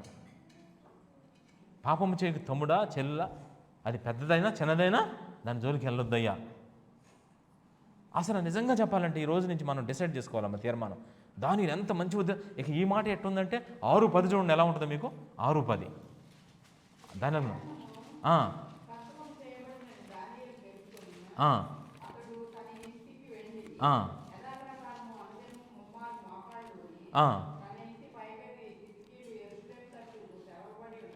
అసలు ఇందాక చెప్పాను ప్రార్థన చేయడం అనేది ఎన్నో పాయింట్ చెప్పాను ఇందాక. పరిశుద్ధత అంటే ప్రార్థన చేయడం అని రాశాను కదా. 10వ పాయింట్ చదవండి ఒకసారి. ప్రార్థనా జీవితం కలిగి ఉండటం అంటే ఏంటి చెప్పండి? పరిశుద్ధంగా ఉండటం. ఇప్పుడు ప్రార్థనా జీవితం వద్దు అన్నాడు ఎవరు? శాసనం వచ్చింది అంటే దానియేలు అనుకున్నాడంట, అమ్మో నేను ప్రార్థన చేసుకోకపోతే నాకు వచ్చే నష్టం ఏంటి? మీకేంటి తెలుసా? అమ్మా ప్రార్థన చేసుకో, ఎందుకంట ఆ ఉద్యోగం రావద్దు నీకు. ఆ ఉద్యోగం అంటే ఇప్పుడంటే ప్రార్థన చేసుకోకపోతే అంటే ఆ ఉద్యోగం రాదని. ఇప్పుడు ఏనోషో ప్రార్థన చేసుకోయా, ఎందుకు ఆ కారు రావద్దు నీకు. ఇప్పుడు కారు రావాలంటే ప్రార్థన చేయాలి ఇప్పుడు ఏనోషో. ఇది మంచి పాయింటే, కానీ దీనికంటే మంచి పాయింట్ ఏంటో తెలుసా? ప్రార్థన చేసుకుంటే ఏమొస్తుంది తెలుసా? పరిశుద్ధత నీ దగ్గరికి వస్తుంది. ప్రార్థన చేసుకోకపోతే కారు రాదా ఏనోష్ అంటే మమ్మీ అని బాధ. దానికంటే స్ట్రగుల్ ఏంటో తెలుసా? ప్రార్థన చేసుకోకపోతే ఏం జరుగుతుందో తెలుసా? పరిశుద్ధత పోయిద్ది. ఒక్కరోజు ఏముంది 30 రోజులకే దానియేలు ఓన్లీ 30 days 1 month పరిశుద్ధత లేకుండా జీవిస్తావు. ఏమైందంటే ఆఫ్టర్ ఆల్ 1 month పరిశుద్ధత పోతే ఏమైంది దానియేలు అంటే? దానియేలు తెలుసా? చచ్చిపోనని ఇష్టపడతా కానీ ఎట్టి పరిస్థితిలో 1 day 1 minute 1 second పరిశుద్ధత పోయినా నా బ్రతుకు లేదు ప్రభా, చావనైనా సింహాల గుహలో పడతాను కానీ పరిశుద్ధతను మాత్రం నేను పోగొట్టుకోవడానికి ఎట్టి పరిస్థితుల్లో ససమేరా నన్ను తీసుకెళ్లి సింహం పోలో వేస్తే వేయండి, నా ప్రాణాన్ని తీసుకోండి. పరిశుద్ధత నుంచి నన్ను ఎవరు వేరు చేయలేరు. దయచేసి నన్ను ఆపండి, నేను చేసుకునేదని యథాప్రకారము అక్కడికి వెళ్ళి ప్రార్థన చేసుకున్నాము దానియేలు. ఎన్ని గట్స్ ఉండాలి ఆ విషయంలో. ఈరోజు నీకు నిమ్మకం నేను ప్రార్థన చేసుకో ఎన్నిసార్లు చెప్పినా ప్రార్థన చేసుకోవట్లా.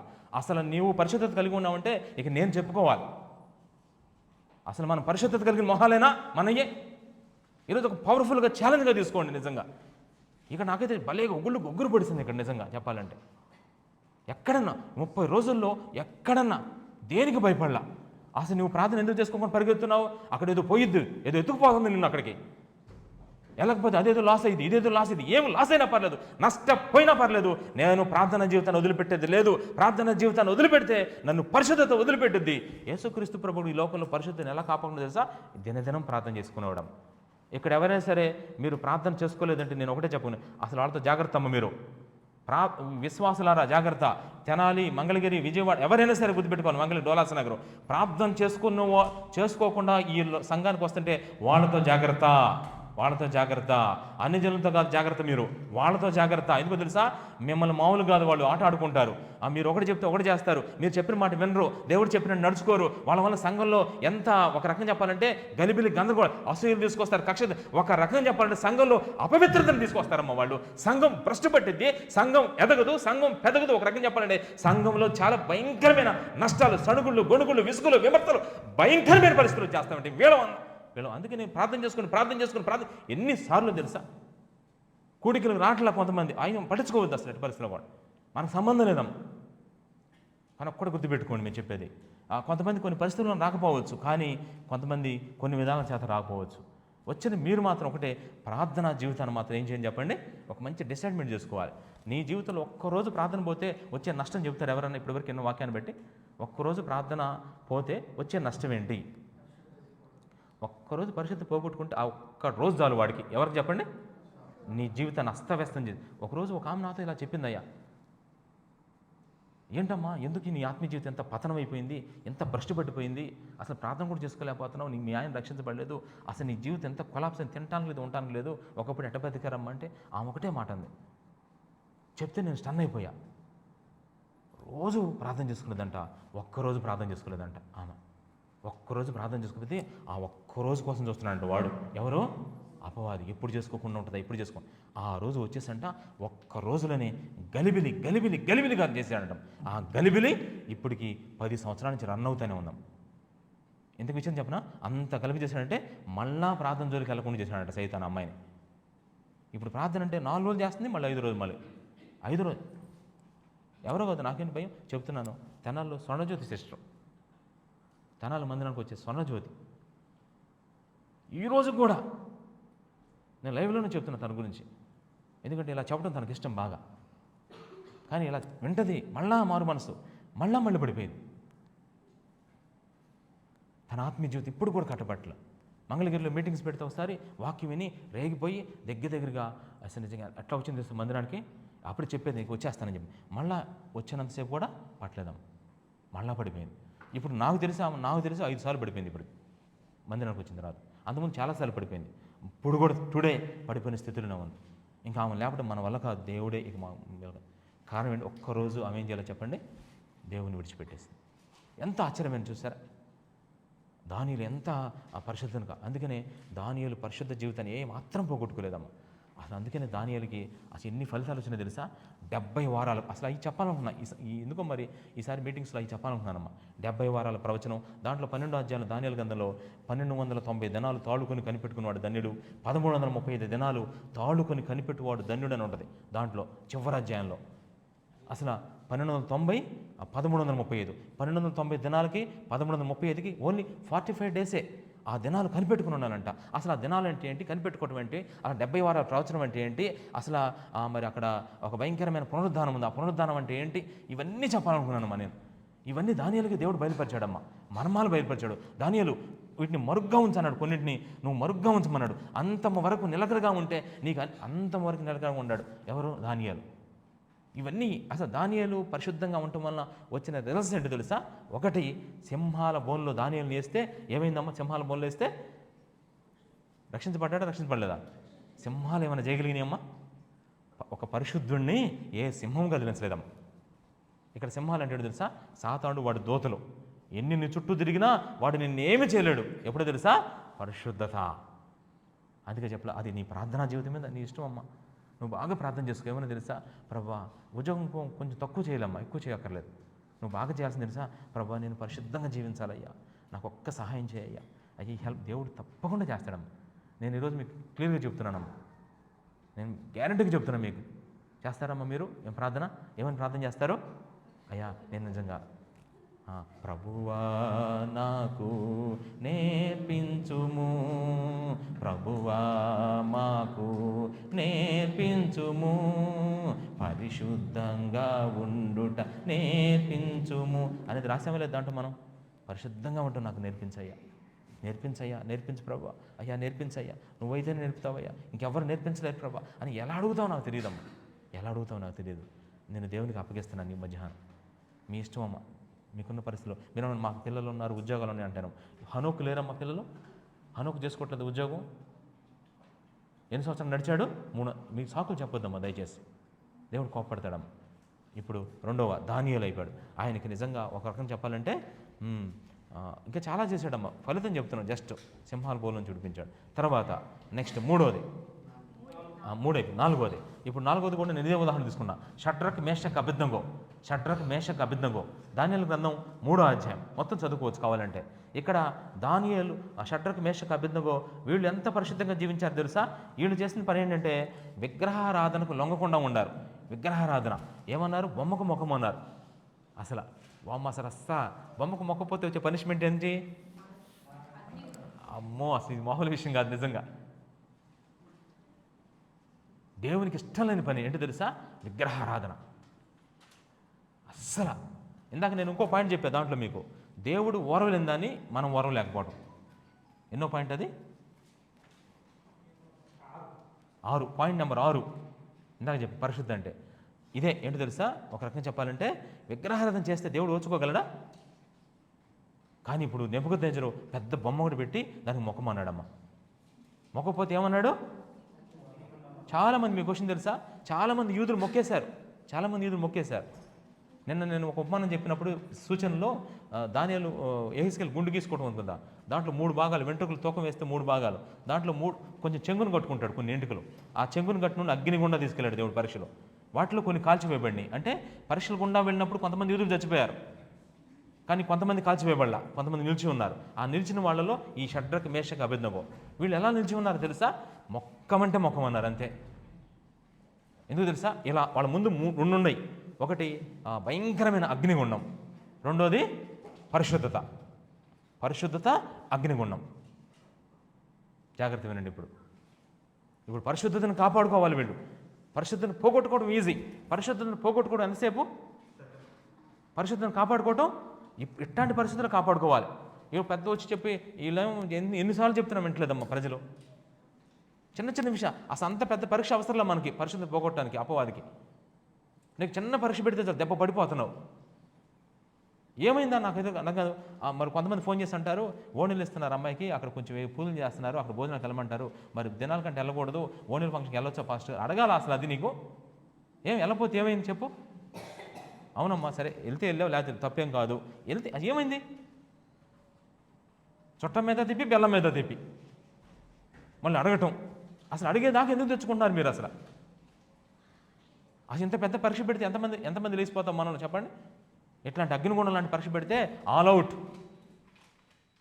అందరూ ఆల్అవుట్ అయిపోయి పరిస్థితున్నాం. అందుకని మనం ఒకసారి ఆలోచిద్దాం, మొక్కారా లేదా వీళ్ళు చెప్పండి అమ్మా? అస్సలు మొక్కలేదుగమ్మా, పరిశుద్ధతను కాపాడుతున్నారు.